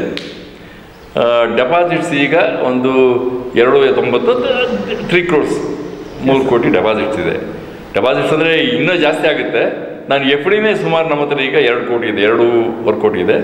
ಆಮೇಲೆ SB ಪ್ಲಸ್ ಪಿಗ್ಮಿ ಅಮೌಂಟ್ ಅಂತೇಳಿ ನಮ್ಮ ಹತ್ರ ಇನ್ನೂ ಜಾಸ್ತಿ ಇದೆ. ಒಂದು 3.25 ಕೋಟಿ ಇರ್ಬೋದು. 3.5 4 ಕೋಟಿ ನಮ್ಮ ಹತ್ರ ಡೆಪಾಸಿಟ್ಸ್ ಇದೆ. ಡೆಪಾಸಿಟ್ಸ್ ಇದೆ. ಅದನ್ನು ಕೂಡ ನಾವು ಏನು ಮಾಡ್ತೀವಿ ಅಂದರೆ ಓನ್ ಫಂಡ್ ಅಂತ ರೈತರಿಗೆ ಕೊಡ್ತೀವಿ. ಪ್ಲಸ್ ನಮ್ಮಲ್ಲಿ ವ್ಯಾಪಾರ ಮಾಡ್ತಾರೆ, ವ್ಯಾಪಾರಕ್ಕೆ ಕೊಡ್ತೀವಿ. ಇಲ್ಲಿ ಬಿಸ್ನೆಸ್ ಮಾಡ್ತಾರೆ, ಬಿಸ್ನೆಸ್ ಪೀಪಲ್ಸ್ ಇದ್ದಾರೆ, ಅವ್ರು ನಮ್ಮ ಹತ್ರ ತೊಗೊಂಡೋಗ್ತಾರೆ. ಅವರಿಗೆ ನಾವು 16% ಬಡ್ಡಿ ಹಾಕ್ತೀವಿ. 16% ನಾವು ಚಾರ್ಜ್ ಮಾಡ್ತೀವಿ ಬಡ್ಡಿ ಅವರಿಗೆ. ನಾವು ನಮ್ಮಲ್ಲಿ ಡೆಪಾಸಿಟ್ ಮಾಡ್ತಾರಲ್ಲ ಅವರಿಗೆ ನಾವು 9% ಕೊಡ್ತೀವಿ. ಅವರಿಗೆ 9% ನಾವು ಅವರಿಗೆ ಬಡ್ಡಿ ಕೊಡ್ತೀವಿ. ನಾವು ಅದನ್ನು ಮನಿ ಲೆಂಡ್ ಮಾಡಿದಾಗ ಅವ್ರ ಹತ್ರ 16% ನಾವು ತೊಗೊಳ್ತೀವಿ. S sir. ಸರ್, ತಾವು ಹೇಳಿ, ತಮ್ಮ ಒಂದು ಸಂಸ್ಥೆಯ ಪ್ರಸ್ತುತ ವರ್ಷದವರೆಗೆ ಈ ಒಂದು ಸಂಸ್ಥೆಯ ಲಾಭಾಂಶ ಎಷ್ಟಿದೆ ಸರ್? ಈಗಿನ ಲಾಭಾಂಶ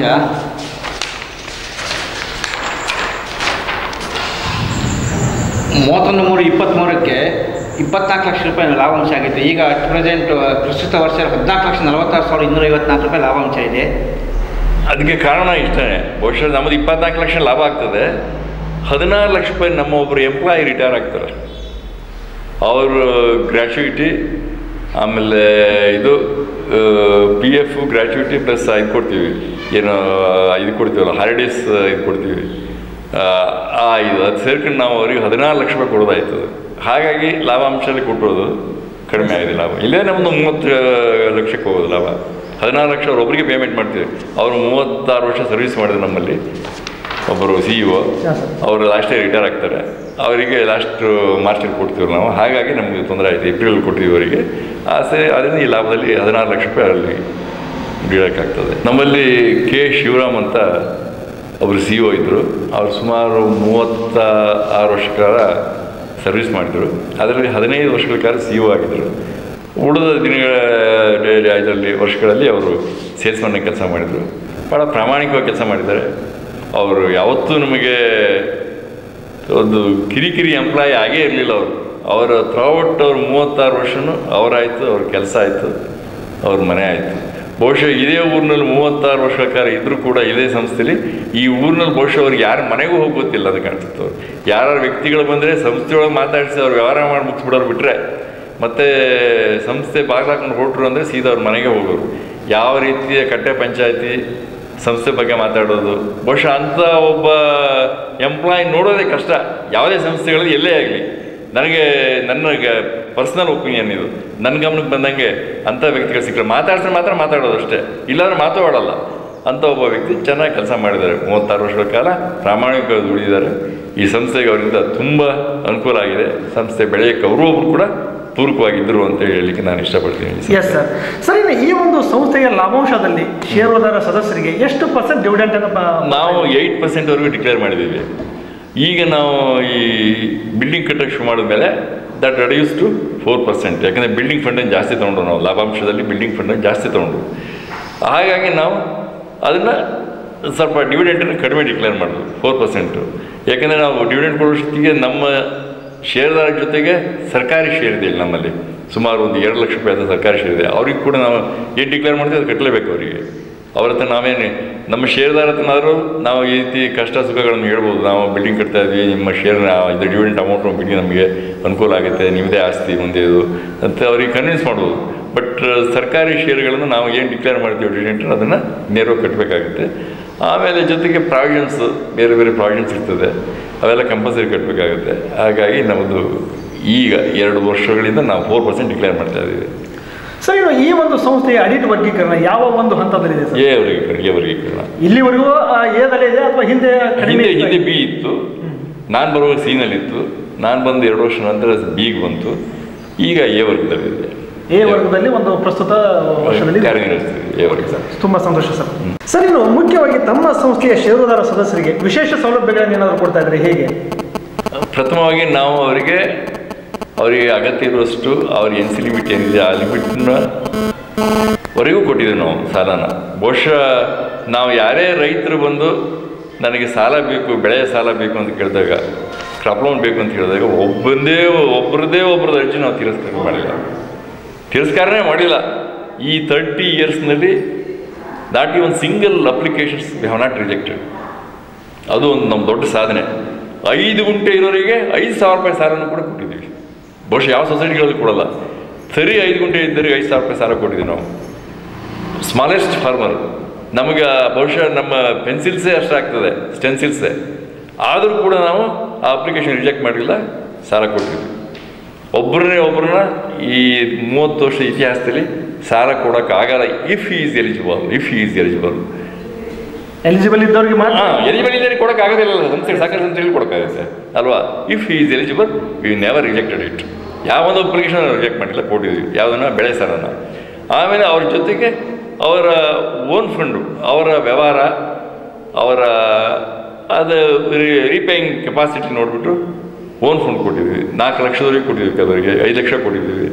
ಅವರವರ ಒಂದು ವ್ಯಾವಹಾರಿಕ ಶಕ್ತಿ, ಅವರ ಸದೃಢತೆ, ಅವರ ರೀಪೇಯಿಂಗ್ ಕೆಪಾಸಿಟಿ, ಆಮೇಲೆ ಈ ಟ್ರಾನ್ಸಾಕ್ಷನ್ಸ್ ಹೇಗೆ ಮಾಡಿದ್ದಾರೆ ನೋಡಿಬಿಟ್ಟು ಅಲ್ಲಿವರೆಗೂ ಅವರು ಕೂಡ ಅವರ ಮನೆ ವ್ಯವಹಾರಗಳಿಗೆ ಅಗತ್ಯ ಇದ್ದಾಗ ನಾವು ಅವರಿಗೆ 5 ಲಕ್ಷದವರೆಗೆ ಕೊಟ್ಟಿದ್ದೀವಿ ಓನ್ ಫಂಡಲ್ಲಿ.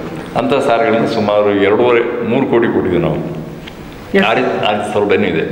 ಇನ್ನು ಜೊತೆಗೆ ನಾವು ರೈತರಿಗೆ ಗೊಬ್ಬರ ಫೆಸಿಲಿಟೀಸ್ ಇದೆ, ಗೊಬ್ಬರ ಕೊಡ್ತಾ ಇದ್ದೀವಿ ನಾವು. ಅದನ್ನು ಹೆಚ್ಚಾಗಿ ರೈತರು ಬರ್ತಾರೆ, 1 ಚೀಲ 2 ಚೀಲ. ಇಲ್ಲೆಲ್ಲ ನಮ್ಮ ಭಾಗದಲ್ಲಿ ಇರೋದೆಲ್ಲ ಸ್ಮಾಲ್ ಫಾರ್ಮರ್ಸ್. ಆಮೇಲೆ ನಮ್ಮಲ್ಲಿ ಇದಿದೆ, ಅಗ್ರಿಕಲ್ಚರ್ ಇಂಪ್ಲಿಮೆಂಟ್ಸ್ ಇದೆ, ಗುದ್ದಲಿ, ಹಾರೆ, ಸಬ್ಬಲ್ಲು, ಕತ್ತಿ, ಇಂಥವೆಲ್ಲ ರೈತರಿಗೆ ಅಗತ್ಯವಾಗಿ ಬೇಕಾದ ಕೆಲವು ಇಂಪ್ಲಿಮೆಂಟ್ಸ್ ಇದ್ದಾವೆ. ಅವನ್ನು ಕೂಡ ನಾವು ಇಲ್ಲಿ ಮಾರಾಟ ಮಾಡ್ತೀವಿ. ಜೊತೆಗೆ ಪ್ಲಾಸ್ಟಿಕ್ ಐಟಮ್ಸ್ಗಳಿದೆ, ಪ್ಲಾಸ್ಟಿಕ್ ಐಟಮ್ಸ್ಗಳು ಕೊಡ್ತಾಯಿದ್ದೀವಿ. ಇದೆಲ್ಲ ರೈತರಿಗೆ ಅನುಕೂಲ ಆಗುವಂಥದ್ದು ಮಾಡ್ತೀವಿ ಇಲ್ಲಿ. ಆಮೇಲೆ ಎಲ್ಲಕ್ಕಿಂತ ಹೆಚ್ಚಾಗಿ ನಾವು ಇಟ್ಕೊಂಡಿದ್ದೀವಿ, ನಮ್ಮ ರೇಷನ್ ಕಾರ್ಡ್, ಅಂದರೆ ನ್ಯಾಯಬೆಲೆ ಅಂಗಡಿ ನಾವು ಸುಮಾರು 35-40 ವರ್ಷ ನಡೆಸ್ತಾ ಇದ್ದೀವಿ. ಅದು ಹೇಗೆ ಅನುಕೂಲ ಆಗ್ತಿದೆ ಅಂತ ಹೇಳಿದ್ರೆ, ಬಹುಶಃ ನೀವು ನ್ಯಾಯಬೆಲೆ ಅಂಗಡಿಗಳು ಪ್ರೈವೇಟ್ನವ್ರ ಕತೆ ಕೇಳಿರ್ಬೋದು ನೀವು.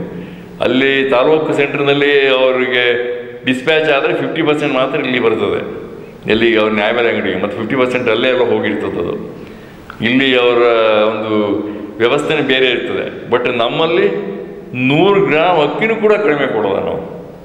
ಅಷ್ಟು ನಿಖರವಾಗಿ ನಾವು ಸ್ಕೇಲಲ್ಲಿ ತೂಕ ಮಾಡಿ ಅವರಿಗೆ ನಾವು ತಲುಪಿಸ್ತೀವಿ. ಬಡವರ ಅಕ್ಕಿನ ಅಷ್ಟು ನಿಖರವಾಗಿ 10 ಗ್ರಾಮ್ ಕೂಡ ತೂಕ ವ್ಯತ್ಯಾಸ ಆಗಲ್ಲ. ಲಾಸ್ಟಿಗೆ ನಾವು ಸ್ಟಾಕ್ ಚೆಕ್ ಮಾಡಿದಾಗ ಅವನ ಮೇಲೆ ಬಂದಿರ್ತದೆ, ನಮ್ಮ ಸೇಲ್ಸ್ ಮನೆಗೆ ಬಂದಿರ್ತದೆ. ಒಂದು 10-15 kg ಶಾರ್ಟೇಜ್ ಬಂದುಬಿಟ್ಟು ಅವನಿಗೆ ತಾಪತ್ರ ಆಗಿರುತ್ತೆ. ಬಿಟ್ಟರೆ ನಾವು ಬೆನಿಫಿಷಿಯರ್ಸಿಗೆ 1 ಗ್ರಾಮ್ ಕೂಡ ಅವ್ರಿಗೆ ತೊಂದರೆ ಕೊಟ್ಟಿರಲ್ಲ. ಅಷ್ಟು ಒಂದು ಪ್ರಾಮಾಣಿಕವಾಗಿ ನಾವು ಈ ನ್ಯಾಯಬೆಲೆ ಅಂಗಡಿ ನಡೆಸ್ತಾ ಇದ್ದೀವಿ. ಯಾವತ್ತೂ ನಮಗೆ ಇಷ್ಟೊತ್ತು ಈ 35-40 ವರ್ಷಗಳಲ್ಲಿ ನ್ಯಾಯಬೆಲೆ ಅಂಗಡಿಯಲ್ಲಿ ಕಂಪ್ಲೇಂಟ್ ಬಂದಿರೋದೇ ಇಲ್ಲ. ಕಡಿಮೆ ನಮ್ಮ ಮೋಸ ಮಾಡ್ತಾಯಿದ್ದಾರೆ, ಅನ್ಯಾಯ ಆಗ್ತಿದೆ ಅಲ್ಲಿ ಅಂತ ಯಾರೂ ಬಂದಿಲ್ಲ. ಅಷ್ಟು ಒಂದು ಪ್ರಾಮಾಣಿಕವಾಗಿ ನ್ಯಾಯಬೆಲೆ ಅಂಗಡಿ ನಾವು ನಡೆಸ್ತಾ ಇದ್ದೀವಿ. ರೈತರಿಗೆ ರೈತರ ಜೊತೆ ರೈತ ಸಮುದಾಯ ಜೊತೆಗೆ ಎಲ್ಲರೂ ಇದ್ದಾರೆ ಪಾಪ, ಕೂಲಿ ಕಾರ್ಮಿಕರಿದ್ದಾರೆ ಎಲ್ಲರೂ ಇದ್ದಾರೆ. ಅವರೆಲ್ಲರಿಗೂ ನಮ್ಮ ಹತ್ರ ಒಟ್ಟಿಗೆ ಸುಮಾರು 800 ಇದೆ. 800 ಕಾರ್ಡ್ದಾರರು ಎಷ್ಟು ಕಾರ್ಡ್ದಾರ? 1000 ಎಷ್ಟು ಹೇಳ 1050 ಕಾರ್ಡ್ದಾರಿದ್ದಾರೆ ನಮ್ಮಲ್ಲಿ. 2 ಬ್ರಾಂಚ್ ಮಾಡ್ಕೊಂಡಿದ್ದೀವಿ. ಕಡತೂರಿನಲ್ಲಿ ಇಲ್ಲಿ ನಮ್ಮ ಮಳಲೂರು, ನಮ್ಮ ಸೊಸೈಟಿ ವ್ಯಾಪ್ತಿಗೆ 4 ಗ್ರಾಮ ಬರುತ್ತೆ. ಕೇಸ್ಲೂರು, ಮಳಲೂರು, ಅರೇಹಳ್ಳಿ ಮತ್ತು ಚಿಕ್ಕಳೂರು. ಅದಕ್ಕೆ ನಾವು 2 ಬ್ರಾಂಚ್ ಮಾಡಿದ್ದೀವಿ. ಅಲ್ಲಿ ಭಾಗಿ ಜನರಿಗೆ ಬೆನಿಫಿಟ್ ಕೊಡಲಿಕ್ಕೆ ಎಲ್ಲ ಅನುಕೂಲ ಆಗಲಿ ಅಂತೇಳಿ ಅಲ್ಲಿ ಕಮ್ಮಡಿ ಅಂತ ಪಕ್ಕದಲ್ಲಿ ಅಲ್ಲಿ ಅರಳ್ಳಿ ಮತ್ತು ಚಿಕ್ಕಳೂರು ಗ್ರಾಮದವರಿಗೆ ಅಲ್ಲೇ ಕೊಡ್ತೀವಿ ನಾವು. ಯಾವುದನ್ನ ಈ ಇದು ಗೂಡ್ಸನ್ನ ಈ ಕಾರ್ಗೂರು ಇದನ್ನೆಲ್ಲ ಅಕ್ಕಿ ಎಲ್ಲ ಅಲ್ಲೇ ಕೊಡ್ತೀವಿ. ಇನ್ನು ಕೇಸರೂರು ಮತ್ತು ಮಳಲೂರು ಅಂತ ಇಲ್ಲಿ ಕೊಡ್ತೀವಿ ನಾವು ಅವರಿಗೆ. 1200 ಕಾರ್ಡ್, ಸುಮಾರು 700 ಕಾರ್ಡ್ ಇಲ್ಲಿ ಬರ್ತದೆ, ಒಂದು 600 ಕಾರ್ಡ್ ಅಲ್ಲಿ ಬರ್ತದೆ ಅಂತ ಕಾಣಿಸುತ್ತೆ. ಆ ರೀತಿ 2 ಭಾಗ ಮಾಡಿಕೊಂಡು ಜನರಿಗೆ ಅನುಕೂಲ ಆಗುವಂಗೆ ಆ ಬ್ರಾಂಚ್ಗಳು ಕೊಡ್ತೀವಿ, ಈ ಬ್ರಾಂಚ್ಗಳು ಕೊಡ್ತೀವಿ. Yes sir. ಇನ್ನು ಈ ಒಂದು ಸಂಸ್ಥೆಯ ಸಮಗ್ರ ಅಭಿವೃದ್ಧಿಗಾಗಿ ಏನೇನು ಯೋಜನೆಗಳನ್ನು ಹಾಕ್ಕೊಂಡಿದ್ದೀರಿ ಸರ್? ನಮ್ಮದು ಬಹಳ ಅವಶ್ಯಕತೆ ಇತ್ತು ನಮಗೆ. ಏಕೆಂದರೆ ಇವತ್ತು ಜನರಿಗೆ ಒಂದು ಭದ್ರತೆ ವ್ಯವಸ್ಥೆ ಇಲ್ಲದೇ ಇದ್ದರೆ ಯಾವುದೇ ವ್ಯವಹಾರ ಮಾಡಲಿಕ್ಕೆ ಕಷ್ಟ ಆಗುತ್ತೆ, ಅವರು ಕೂಡ ಯೋಚನೆ ಮಾಡ್ತಾರೆ. ಆ ದೃಷ್ಟಿಯಿಂದ ನಾವು ಭಾಳ ಕಷ್ಟಪಟ್ಟು ಇವತ್ತು ಒಂದು ಒಳ್ಳೆ ಬಿಲ್ಡಿಂಗ್ ಕಟ್ಟಿದ್ದೀವಿ. ಈಗ ಭದ್ರತೆ ದೃಷ್ಟಿಯಿಂದ ನಮಗೆ ಭಾಳ ಅನುಕೂಲ ಆಗಿದೆ. ಹಾಗಾಗಿ ಜನಗಳಿಗೆ ಇನ್ನು ಮುಂದೆ ಏನಂದರೆ ಈಗ ಒಳ್ಳೆಯ ಯೋಜನೆಗಳು ಕೊಡ್ಬೋದು. ಯಾವುದೇ ದೃಷ್ಟಿಯಿಂದ ನಾವು ಏನು ಒಂದು ಗೋಲ್ಡ್ ಲೋನ್ ಮಾಡೋಣ ಅಂತಿದ್ದೀವಿ. ಈ ಬಂಗಾರದ ಸಾಲ ಅಂತ ಕೊಡ್ತಾರೆ ಅಡವು ಇಟ್ಕೊಂಡು, ನಾವು ಇಷ್ಟೊತ್ತು ಮಾಡ್ತಿರಲಿಲ್ಲ ಅಂತ. ಆಮೇಲೆ ಕ್ರೆಡಿಟ್ ಲೋನು, ರೈತರು ಬೆಳೆದಿರೋ ಬೆಳೆನ ನಾವು ಅಡವು ಇಟ್ಬಿಟ್ಟು ಸಾಲ ಕೊಡುವಂಥ ವ್ಯವಸ್ಥೆ. ಆ ರೀತಿ ಅದಕ್ಕಿಂತ ಇನ್ನು ಹೆಚ್ಚಿಗೆ ಸಹ ಇಲ್ಲಿ ಏನು ವ್ಯವಹಾರಗಳು ಮಾಡಲಿಕ್ಕಾಗಲ್ಲ. ಇಲ್ಲಿ ಇನ್ನೂ ಬೇರೆ ಬೇರೆ ಉಂಟು ನಮ್ಮಲ್ಲಿ. ನಾವು ಒಂದು ಏನು ರೈತರಿಗೆ ಕಟ್ಟಡ ಕಟ್ಟಬೇಕಾದ ಸಿಮೆಂಟ್ ತರುವಂಥದ್ದು ಅಥವಾ ಕಬ್ಬಿಣ ತರುವಂಥದ್ದು, ಆಮೇಲೆ ರೈತರಿಗೆ ಬೇಕಾದಂಥ ಈ ವೈರ್ ಮೆಸ್ಗಳನ್ನು, ಆಮೇಲೆ ಇದನ್ನು ತಂತಿ ಬೇಲಿ ಕಟ್ಟಿಗೆ ತಂತಿ ವ್ಯವಸ್ಥೆ, ಇವೆಲ್ಲ ಮಾಡಬೇಕು ಅಂತ ನಮ್ಮ ಯೋಜನೆಗಳಿವೆ. ಅದನ್ನು ಖಂಡಿತ ಮುಂದಿನ ದಿನಗಳಲ್ಲಿ ನಮ್ಮ ಏನು ಹಣದ ಕ್ರೋಢೀಕರಣದ ಮೇಲೆ ಅದು ಆ ವ್ಯವಸ್ಥೆ ಇಟ್ಕೊಂಡು ಮಾಡಬೇಕು ಅಂತ ನಾವು ತೀರ್ಮಾನ ತಗೊಂಡಿದ್ದೀವಿ. ಬೋರ್ಡ್ನಲ್ಲೂ ಕೂಡ ಇದಿದೆ. Yes sir. ತಮ್ಮ ಒಂದು ಸಂಸ್ಥೆ ಬೇರೆ ಬೇರೆ ಯಾವ ಸಂಸ್ಥೆಗಳಲ್ಲಿ ಹೂಡಿಕೆಯನ್ನು ಮಾಡಿದೆ ಸರ್? ನಮ್ಮ ಸಂಸ್ಥೆ ಏನನ್ನು ನಾವು ಈಗ ಏನು ನಿರುಕ ಠೇವಣಿ ಇದು ಮಾಡ್ತೀವ, ಕಲೆಕ್ಟ್ ಮಾಡ್ತೀವ, ಅದನ್ನು ನಾವು DC ಬ್ಯಾಂಕಲ್ಲಿ ಹೂಡಿಕೆ ಮಾಡಿರ್ತೀವಿ. ಮತ್ತು ಸೇರಾಗಿ ಬ್ಯಾಂಕ್ ಇರೋ TAPCMS ಅದರಲ್ಲಿ ಸೇರಾಗಿಟ್ಟಿದ್ದೀವಿ, ಇಫ್ಕೋದಲ್ಲಿ ಸೇರಾಗಿಟ್ಟಿದ್ದೀವಿ. DC ಬ್ಯಾಂಕಲ್ಲಿ ನಾವು ಆಲ್ಮೋಸ್ಟ್ ಎಲ್ಲ ಹೂಡಿಕೆನಲ್ಲೇ ಮಾಡೋದು. ಯಾಕೆ ನಮ್ಮ ವ್ಯವಹಾರ DC ಬ್ಯಾಂಕಲ್ಲಿ ಅದರಿಂದ ನಾವು ಬೇರೆ ಎಲ್ಲ ಮಾಡಲಿಕ್ಕೆ ಆಗೋದಿಲ್ಲ. ಹಾಗಾಗಿ DC ಬ್ಯಾಂಕಲ್ಲಿ ಆ ಎಲ್ಲ ಸಂಸ್ಥೆಗಳು ತಮ್ಮ ಒಂದು ಸಂಸ್ಥೆಗೆ ಹೇಗೆ ಸಹಾಯ ಸಹಕಾರವನ್ನು ಕೊಟ್ಟಿದ್ದಾರೆ ಸರ್? ಕೊಟ್ಟಿದ್ದಾರೆ. ಯಾಕೆಂದರೆ ನಾವು ಸಂಘ ಪ್ರಾರಂಭ ಆದಾಗ DC ಬ್ಯಾಂಕಿಗೆ ನಮಗೆ ಸಾಲ ಕೊಡೋದು. ಅಪೆಕ್ಸ್ ಬ್ಯಾಂಕಿನ DC ಬ್ಯಾಂಕ್ ಹಣಕಾಸು ನೆರವು ನೀಡಿ ನಾವು ರೈತರಿಗೆ ಸಾಲ ಕೊಡೋದು. ಮೊದಲು 38 ಚಾನ್ಸ್ ಸದಸ್ಯರಿಗೆ 7,350 ರೂಪಾಯಿ ಸಾಲ ಕೊಟ್ಟಿದ್ದು. DC ಬ್ಯಾಂಕು 7,350 ರೂಪಾಯಿ ಸಾಲ ತಗೊಂಡು 38 ಜನ ಸದಸ್ಯರಿಗೆ ಕೊಟ್ಟಿದ್ದು. ಈಗ ಯಾವ ರೀತಿ ಮಟ್ಟದಲ್ಲಿ ಬೆಳೆದ ಸುಮಾರು 600 ಜನ ಸದಸ್ಯರಿಗೆ 6,46,00,000 ರೂಪಾಯಿ ಸಾಲ ಕೊಟ್ಟಿದ್ದೀವಿ. ಈಗ ಆ ಮಟ್ಟಕ್ಕೆ ಈಗ DC ಬ್ಯಾಂಕು ನಬಾರ್ಡ್ ಇದರಿಂದ ನಮಗೆ ಸಾಲ ಕೊಡ್ತಿತ್ತು, 100% ಕೊಡ್ತಿತ್ತು. ಈಗ ಈ ವರ್ಷ ಏನು ಮಾಡಿದೆ ಅಂದರೆ 1 ಕೋಟಿ ರೂಪಾಯಿ ನಾವು ಅವರಿಗೆ ಸಾಲ ಕೊಟ್ಟಿದ್ದ ಕೇಳಿದಾಗ 30 ಲಕ್ಷ ರೂಪಾಯಿ ನಾವು ಓನ್ ಬಂಡಲ್ ಹಾಕಬೇಕು. ಈಗ 1 ಕೋಟಿ ರೂಪಾಯಿ ಸಾಲ ನಾವು ರೈತರಿಗೆ ಕೊಡಬೇಕಾದ್ರೆ 30 ಲಕ್ಷ ನಾವು ನಮ್ಮ ಬಂಡವಾಳದಿಂದ ಕೊಡಬೇಕಾಗುತ್ತೆ. ಅದು ಈ ಮುಂದಿನ ದಿನಗಳು ಅದನ್ನು ಜಾಸ್ತಿ ಮಾಡ್ತೀವಿ ಅಂತ ಹೇಳಿದ್ದಾರೆ. ಆ ರೀತಿ ಇದೆ. ಈಗ ಅಟ್ ಪ್ರೆಸೆಂಟ್ DC ಬ್ಯಾಂಕ್ ನಮ್ಗೆ ಈ 70% ಕೊಡ್ತಾ ಇದೆ. ಈಗ DCC ಬ್ಯಾಂಕ್ 70% ಸಾಲವನ್ನು ಇತ್ತೀಚಿನ ಬೆಳವಣಿಗೆ ಏನಾಗಿದೆ, ಇಷ್ಟೊತ್ತು 100% DC ಬ್ಯಾಂಕ್ ಕೊಡ್ತಾ ಇತ್ತು. ನಾವು 100% ಅವರೇ ಫೈನಾನ್ಸ್ ಮಾಡ್ತಿದ್ದು, ನಾವು ಅದನ್ನು ರಿಕವರಿ ಮಾಡಿಬಿಟ್ಟು ರಿಪೇ ಮಾಡ್ತಿದ್ದು ಮತ್ತು ರಿನ್ಯೂವಲ್ ಮಾಡಿಸ್ತಿದ್ದು. ಈಗೇನಾಯಿತು, ನಬಾರ್ಡ್ನವರು ಅವರಿಗೆ ಕೊಡ್ತಾ ಇಲ್ಲ. ಈ ಸರಿ ಏನಾಗಿದೆ, ನಬಾರ್ಡ್ನವರು 5,600 ಕೋಟಿ ರೈತ ಸಾಲ ಕೊಟ್ಟಿದ್ದಾರೆ ಕರ್ನಾಟಕ ಸರ್ಕಾರದಲ್ಲಿ. ಬಟ್ ಅವ್ರು ಕೊಟ್ಟಿಲ್ಲ, ಶಿವಮೊಗ್ಗ ಇದರಲ್ಲಿ ಅದು ಅವ್ರು ಕೊಟ್ಟಿರೋದು 2,400 ಕೋಟಿ ಮಾತ್ರ. 2,480 ಕೋಟಿ ಕೊಟ್ಟಿದ್ದಾರೆ ಟೋಟಲ್ ಕರ್ನಾಟಕ ಸರ್ಕಾರದಲ್ಲಿ. 5,600 ಕೋಟಿ ರೈತರಿಗೆ ಸಾಲ ಕೊಟ್ಟಿದೆ. ಆದರೆ ಯಾವ DCC ಬ್ಯಾಂಕ್ಗಳು ನಬಾರ್ಡ್ ರೀಫೈನಾನ್ಸ್ ಮಾಡಿರೋದು ಬರೀ 2,400 ಕೋಟಿ, ಅಂದರೆ 42% ಮಾತ್ರ ಕೊಟ್ಟಿದೆ. 58% ಕಟ್ ಮಾಡಿದೆ ಈ ಸರಿ. 58% ಒಂದೇ ಸರಿ ಕಟ್ ಮಾಡಿದೆ. ಫಸ್ಟ್ ಇಯರ್ ಇದು ಒಂದೇ ಸರಿ ನಬಾರ್ಡ್ನವರು ಕಟ್ ಮಾಡಿರೋದು 58% ಕಟ್ ಮಾಡಿದ್ದಾರೆ. ಸೊ ಇವ್ರೇನು ಮಾಡ್ತಿದ್ದಾರೆ ಅಂತ ಹೇಳಿದ್ರೆ ಆ ಅಮೌಂಟನ್ನು ನಮಗೆ ವರ್ಗಾಯಿಸ್ತಾ ಇದ್ದಾರೆ DCC ಬ್ಯಾಂಕ್ನವರು. ಸೊ ನೀವು ಕೂಡ ಹಾಗೆ ಮಾಡಿಕೊಡಿ, ನಿಮ್ಮ ಓನ್ ಫಂಡಲ್ಲಿ ನೀವು 40% ಕಟ್ಟಿ, 30% ಕಟ್ಟಿ, ಉಳಿದು ನಾವು ಕೊಡ್ತೀವಿ ಅಂತ ನಮ್ಮ ಮೇಲೆ ಅವರ ಜವಾಬ್ದಾರಿಯಿಂದ ಆ ಜವಾಬ್ದಾರಿ ನಮಗೆ ವರ್ಗಾಯಿಸ್ತಾ ಇದ್ದಾರೆ. ಪರಿಸ್ಥಿತಿ ಹಂಗಾಗಿದೆ. S sir. ಸರ್, ತಮ್ಮ ಸಂಸ್ಥೆಯ ನಿರ್ದೇಶಕ ಮಂಡಳಿ ಆಗಿರ್ಬೋದು ಮತ್ತು ತಮ್ಮ ಸಂಸ್ಥೆಯ ಸಿಬ್ಬಂದಿ ವರ್ಗ ಆಗಿರ್ಬೋದು, ಯಾವ ರೀತಿ ಸಹಾಯ ಸಹಕಾರವನ್ನು ತಮಗೆ ಕೊಡ್ತಾರೆ ಸರ್? ಎಲ್ಲ ತುಂಬ ಸಹಕಾರ ಕೊಡ್ತಾರೆ. ಏನು ನೋ ಡಿಸ್ಪ್ಯೂಟ್ ಇನ್ ದಟ್. ಅವರೆಲ್ಲ ತುಂಬ ನಮಗೆ ಅಮಿಕಬಲ್ ಆಗಿ ಎಲ್ಲವೂ ನಾವು ಸೆಟ್ಲ್ ಮಾಡ್ಕೊಳ್ತೀವಿ. ಇಲ್ಲೇ ನಮ್ಮಲ್ಲಿ ಯಾವ ಡಿಫ್ರೆನ್ಸಸ್ ಏನಿಲ್ಲ. ಅಂದರೆ ಸರ್, ಸಹಕಾರಿಯಾದ ಒಂದು ಯೋಜನೆಗಳನ್ನು ಮಾಡಬೇಕು, ಯಾರ್ದು ಏನೂ ತಕರಾರುಗಳಿಲ್ಲ. ಸಿಬ್ಬಂದಿಗಳು ಕೂಡ ನಾವೇನು ಮಾಡ್ತೀವಿ, ನಾವು ಬೋರ್ಡ್ ಆಫ್ ಡೈರೆಕ್ಟರ್ಸ್ ಏನು ಡಿಸಿಷನ್ ತೊಗೊಳ್ತೀವಿ ಮೀಟಿಂಗ್ನಲ್ಲಿ, ಅದಕ್ಕೆಲ್ಲದಕ್ಕೂ ಅವರು ಕೂಡ ಸ್ಪಂದಿಸ್ತಾರೆ. ಬೋರ್ಡಲ್ಲಿ ಕೂಡ ಅಷ್ಟೇ. ಏನು ನಾವು ಅಧ್ಯಕ್ಷರು ಮತ್ತು ಉಪಾಧ್ಯಕ್ಷರಾಗಲಿ ಡೈರೆಕ್ಟರ್ಗಳು ನಮ್ಮಲ್ಲಿ ಭಿನ್ನಾಭಿಪ್ರಾಯಗಳೇನಿಲ್ಲ. Unanimously will take the opinions. ಎಲ್ಲವನ್ನೂ ಕೂಡ decisions, I mean opinion, not opinion, will take decision. Unanimously will take the decision. Yes sir, ತುಂಬ ಸಂತೋಷ ಸರ್. ತಾವು ಹೇಳಿ, ತಮ್ಮ ಒಂದು ಸಂಸ್ಥೆಯ ನಿರ್ದೇಶಕ ಮಂಡಳಿ ಆಗಿರ್ಬೋದು, ಸಿಬ್ಬಂದಿ ವರ್ಗ ಆಗಿರ್ಬೋದು, ತಮ್ಮ ಒಂದು ಆಡಳಿತಕ್ಕೆ ಯಾವ ರೀತಿ ಸಹಾಯ ಸಹಕಾರವನ್ನು ಕೊಟ್ಟಿದ್ದಾರೆ? ನಾನಿಲ್ಲಿ ಮೊದಲು ಬರುವಾಗ ಇಲ್ಲಿ ಯಾರೂ ಪರಿಚಯನೇ ಇಲ್ಲ. ಆದರೂ ಇವರು, ನಾನು ಅಲ್ಲಿ ಕರ್ನಾಟಕ ಬ್ಯಾಂಕ್ ಅಂತ ಕಮ್ಮಂಡಳಿ ಇತ್ತು, ಅಲ್ಲಿ ನಾನು ಪಿಗ್ಮಿ ಕಲೆಕ್ಷನ್ ರೇರಾಗಿ ಮಾಡ್ತಾಯಿದ್ದೆ. ಇಲ್ಲಿ ಯಾರಾದರೂ ನಿರ್ದೇಶಕರು ನೋಡಿ ಇವರು ಪರವಾಗಿಲ್ಲ ಅಂತ ಅಂದು ಈ ಅಧ್ಯಕ್ಷ ನಮ್ಗೆ ಯಾರಿಗೂ ಪರಿಚಯನೇ ಇಲ್ಲ, ಆದರೂ ಇವರು ಆಗ್ಬೋದಂತಂದು ನನಗೊಂದು ಅವಕಾಶ ಕೊಟ್ಟರು. ಆಮೇಲೆ ಇಲ್ಲಿ ಬಂದೆ, ಸೇರಿದೆ. ನಿಜವಾಗ್ಲೂ ಒಳ್ಳೆ ಒಂದು ಜಾಗ. ಯಾಕೆ ಸಹಕಾರ ಕ್ಷೇತ್ರ ಅನ್ನೋದು ನನಗೆ ಅದ್ರ ಬಗ್ಗೆ ಅಷ್ಟು ಅನುಭವನೇ ಇರಲಿಲ್ಲ. ಇಲ್ಲಿ ಬಂದ ಮೇಲೆ ಒಂದೊಂದೇ ಗೊತ್ತಾಯಿತು, ಈ ಸಾರ್ವಜನಿಕರ ಜೊತೆಗೆ ಹೆಂಗೆ ಬೆರೆಯೋದು, ಏನು ಒಂದು ಮೆಚುರಿಟಿ ಬಂತು ನಮಗೆ, ಯಾವ ರೀತಿ ನಡ್ಕೊಬೇಕು ಏನು ಅಂತ. ಭಾರಿ ಒಳ್ಳೆಯ ಅವಕಾಶ.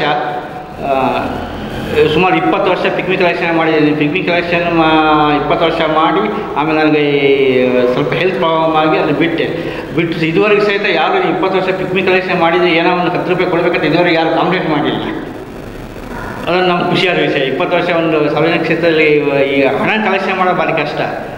ಆ ರೀತಿ ಕೆಲಸ ಮಾಡಿದ್ದೀನಿ. ಆಮೇಲೆ ಇಲ್ಲಿ ಅಧ್ಯಕ್ಷರಾಗಲಿ ನಿರ್ದೇಶಕರಲ್ಲಿ ನನಗೆ ಒಳ್ಳೆ ಸಪೋರ್ಟಿವ್ ಮಾಡಿದ್ದಾರೆ.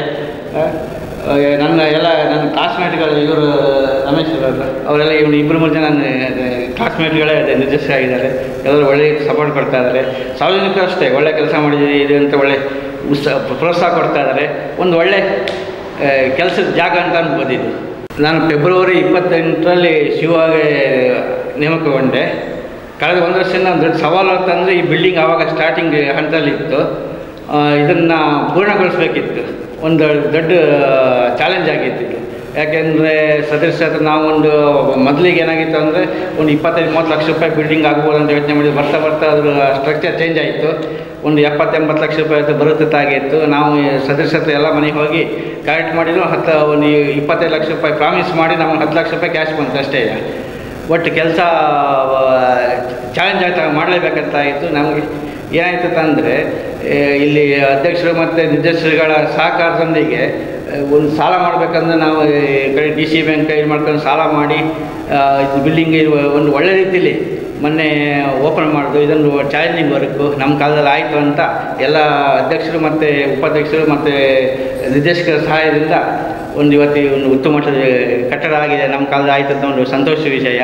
ಈ ಒಂದು ಅವಕಾಶ ಸಿಗ್ತಲ್ಲ ನಮ್ಗೆ ಮಾಡಲಿಕ್ಕೆ ಅಂತ, ಒಂದು ಚಾಲೆಂಜಿಂಗ್ ವರ್ಕ್. ಈ ಕೆಲಸ ಮಾಡಬೇಕು, ಅವಕಾಶ ಸಿಗಬೇಕಲ್ಲ, ಅದು ಸಿಕ್ಕಿದ್ದಕ್ಕೆ ತುಂಬ ಖುಷಿಯಾಗಿದೆ. ಎಸ್ ಸರ್, ತುಂಬ ಸಂತೋಷ ಸರ್. ತಮ್ಮ ಸಂಸ್ಥೆಯ ನಿರ್ದೇಶಕ ಮಂಡಳಿಯವ್ರದ್ದು ಮತ್ತು ಸಿಬ್ಬಂದಿ ವರ್ಗದ ಹೆಸರೇನು ಸರ್? ಈಗ ಮೋಹನ್ ವಿ ನಾನು ಅಧ್ಯಕ್ಷರು, ರಮೇಶ್ MC ಉಪಾಧ್ಯಕ್ಷರು, ರಮೇಶ್ KS ನಿರ್ದೇಶಕರು, ಗಣೇಶ್ KC ನಿರ್ದೇಶಕರು, ಮಂಜುನಾಥ್ KC ಮಾಜಿ ಅಧ್ಯಕ್ಷರು ಹಾಗೂ ಈಗ ಹಾಲಿ ನಿರ್ದೇಶಕರಾಗಿದ್ದಾರೆ. ಈಶ್ವರ್ KS ಇವರು ಮಾಜಿ ಉಪಾಧ್ಯಕ್ಷರಾಗಿದ್ದರು ಹಾಗೂ ಹಾಲಿ ನಿರ್ದೇಶಕರಾಗಿದ್ದಾರೆ. ಆಮೇಲೆ ಮಹೇದಿ DS ನಿರ್ದೇಶಕರು, ಮಂಜಪ್ಪ SC ನಿರ್ದೇಶಕರು, ಯಶೋಧ HC ನಿರ್ದೇಶಕರು, ಆಮೇಲೆ ವಿಜಯಲಕ್ಷ್ಮಿ ನಿರ್ದೇಶಕರು. ಜೊತೆಗೆ ಇನ್ನೊಬ್ಬರು ನಿರ್ದೇಶಕರಿದ್ದರು, ಇತ್ತೀಚೆಗೆ ತೀರೋದರವರು, ಎಸ್ ಗುರುವ ಅಂತ SC ರಿಸರ್ವೇಷನ್ ಒಬ್ಬರು ನಿರ್ದೇಶಕರಾಗಿದ್ದರು. ಅವರಿಗೊಂದು 3 months ಆಯಿತು ತೀರೋಗ್ಬಿಟ್ರು. ಸೊ ಆ ಡೇಟ್ ಅದನ್ನು ಹೇಳಿ ಆ ಡೇಟಿಗೆ ಅಲ್ಲಿವರೆಗೆ ಅವರು ನಿರ್ದೇಶಕರಾಗಿದ್ದರು, ಈ ಸಂಸ್ಥೆ ನಿರ್ದೇಶಕರಾಗಿದ್ದರು. ಅವರು 2nd ಟರ್ಮ್ ಅವರು, ಆದ್ದರಿಂದ ಅವ್ರನ್ನ ಹೇಳಬೇಕಾಗಿತ್ತು ನಾನು. ಅವರು ಫಸ್ಟ್ ಟರ್ಮು ಕಂಪ್ಲೀಟ್ ಮಾಡಿದ್ದಾರೆ 5 ವರ್ಷ. 2ನೇ ಟರ್ಮಿಗೆ ಮೊನ್ನೆ ಒಂದು 3 months ಆಯಿತು ಅಷ್ಟೇ ಅವರು ತೀರೋಗಿ. ಹಾಗಾಗಿ ಅವರು ಕೂಡ ಈ ಸಂಸ್ಥೆಗೆ ಸರ್ವಿಸ್ ಮಾಡಿದ್ದಾರೆ. ಎಸ್ ಗುರುವ ಅಂತ ಅವರು ಕೂಡ ನಿರ್ದೇಶಕರು, ಸಂಸ್ಥೆ ನಿರ್ದೇಶಕರು. ಇನ್ನು ಸಿಬ್ಬಂದಿ ವರ್ಗದವ್ರ ಹೆಸರೇನು ಸರ್? ಅದು ನಮ್ಮ ಶಿವಕುಮಾರ್, ಶಿವರಾಮ್ ಅಂತ ಇದ್ದರು, K. ಶಿವರಾಮ್ ಅಂತ. ಅವರು ಇತ್ತೀಚೆಗೆ ನಿವೃತ್ತಿ ಆದರು. ಸುಮಾರು ಒಂದು 36 ವರ್ಷಗಳ ಕಾಲ ಸರ್ವಿಸ್ ಮಾಡಿದರು. ಅವರ ನಂತರ ಈಗ ರಾಮಸ್ವಾಮಿ ಈಗ ಹಾಲಿ ಇದಾಗಿದ್ದಾರೆ, CEO ಆಗಿದ್ದಾರೆ. ಆಮೇಲೆ ದಿನೇಶ್ ಟಿ ಅಂತ ಅವರು ಕೂಡ ಈಗ 15-16 ವರ್ಷ ಆಯಿತು, ಅವರು ಕೂಡ ನಮ್ಮ ಸೇಲ್ಸ್ಮನ್ನು. ಆಮೇಲೆ ಸುಷ್ಮಾ MR ಅಂತ ಕಂಪ್ಯೂಟರ್ ಆಪ್ರೇಟರ್ ಆಗಿ ಕೆಲಸ ಮಾಡ್ತಿದ್ದಾರೆ. 3 ಜನ ಈಗ ನಮ್ಮ ಹತ್ರ ಸ್ಟಾಫ್ ಇದೆ, ಸಿಬ್ಬಂದಿ ಇದೆ.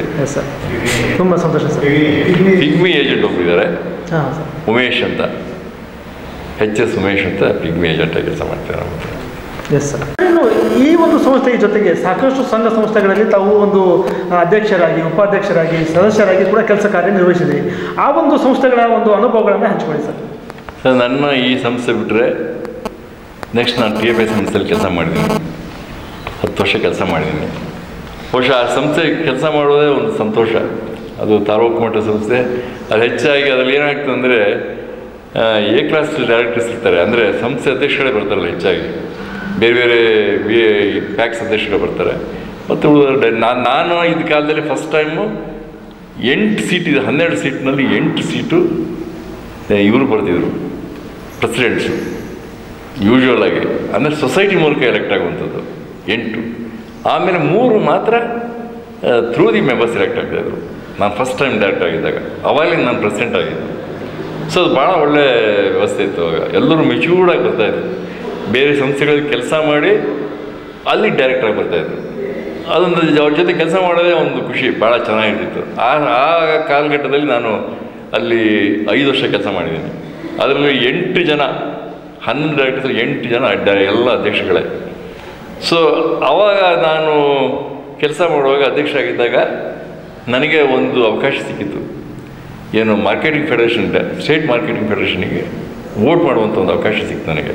ಅದೇ ಸಂದರ್ಭದಲ್ಲಿ ನಾನು ಅಧ್ಯಕ್ಷ ಆಗಿದ್ದಾಗ ಏನು ಮಾಡಿದೆ, TFI ಸಂಸ್ಥೆ ಒಂದು ದೊಡ್ಡ ಇದು ಹಾಕಿದ್ರು, ಕಾಂಪ್ಲೆಕ್ಸ್ ಕಟ್ಟಲಿಕ್ಕೆ ಒಂದು ಅವಕಾಶ ಮಾಡಿಕೊಟ್ರು. ಅಲ್ಲಿ ನಾವೊಂದು ಕಾಂಪ್ಲೆಕ್ಸ್ ಕಟ್ಟಿದ್ದೀವಿ ಅಲ್ಲಿ. ಈಗ ಸುಮಾರು ಒಂದು 24 ಕೆಳಗೆ ಮೇಲಂತ ಒಂದು 20 ಇದಿದೆ ಮಳಿಗೆಗಳಿದ್ದಾವೆ. ಸೊ ಆವಾಗ ನಮಗೆ ಆ ಟೈಮಲ್ಲಿ ಶ್ರೀನಿವಾಸ್ ಗೌಡರು ಸುಮಾರು 15 ಲಕ್ಷ ರೂಪಾಯಿ ನಮ್ಮ ಸಹಾಯಧನ ಕೊಟ್ಟಿದ್ರು. ಕೊಟ್ಬಿಟ್ಟು ಅದೊಂದು ಒಳ್ಳೆಯ ಒಂದು ಸನ್ನಿವೇಶ ನಮಗೆ, ಅದು ಈಗಲೂ ನನಗೆ ನೆನಪಿದೆ.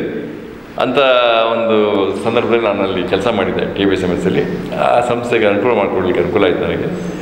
ಆಮೇಲೆ ನಂತರ ಮತ್ತೊಂದು 5 ಇಯರ್ಸ್ ನಂತರ ನಾನು ಡೈರೆಕ್ಟರ್ ಆಗಿದ್ದೆ. ಆವಾಗಲೂ ಕೂಡ ಅದು ಒಳ್ಳೊಳ್ಳೆ ಡೈರೆಕ್ಟರ್ಸ್ ಇದ್ದರು, ಅವ್ರ ಜೊತೆ ಕೆಲಸ ಮಾಡಿದ್ದೀನಿ. ಅದೊಂದು ಖುಷಿ ತರುವಂಥ ಸಂಸ್ಥೆ, ಅದು TFI ಸಂಸ್ಥೆ ಕಥೆ ಆಯಿತು. S sir. ಸರ್, ಇದರ ಜೊತೆಗೆ ಮುಖ್ಯವಾಗಿ ತಮಗೆ ಒಂದು 2024ರಲ್ಲಿ ಕರ್ನಾಟಕ ಸರ್ಕಾರ ಕೊಡಮಾಡುವಂತಹ ಸರ್ಕಾರ ರತ್ನ, ಸಹಕಾರ ರತ್ನ ಪ್ರಶಸ್ತಿಯನ್ನು ಕೊಟ್ಟಿದ್ದಾರೆ. ಈ ಒಂದು ಅನುಭವಗಳನ್ನು, ಖುಷಿಯನ್ನು ಹಂಚಿಕೊಳ್ತಾರೆ ಸರ್. ಖಂಡಿತ ನನಗೆ ಸಂತೋಷ ಆಗಿದೆ, ಖುಷಿಯಾಗಿದೆ. ಇದು ನನ್ನ 30 ವರ್ಷಗಳ ಕಾಲ ನಾನಿಲ್ಲಿ ಸರ್ವಿಸ್ ಮಾಡೋದಕ್ಕೆ ಸಿಕ್ಕಿರುವಂಥ ಒಂದು ಪ್ರತಿಫಲ ಅಂತ ತಿಳ್ಕೊಂಡಿದ್ದೀನಿ. ಸೊ ಈ ಪ್ರತಿಫಲದಲ್ಲಿ ನನ್ನ ಜೊತೆ ನಿಂತಂಥ ಈ 9 ಬೋರ್ಡ್ ನನ್ನ ಜೊತೆ ಬರ್ತದೆ. ನಾನು ಕೆಲಸ ಮಾಡಿದ ಹೆಚ್ಚು ಕಡಿಮೆ 8-9 ಬೋರ್ಡ್ ಬರ್ತವೆ.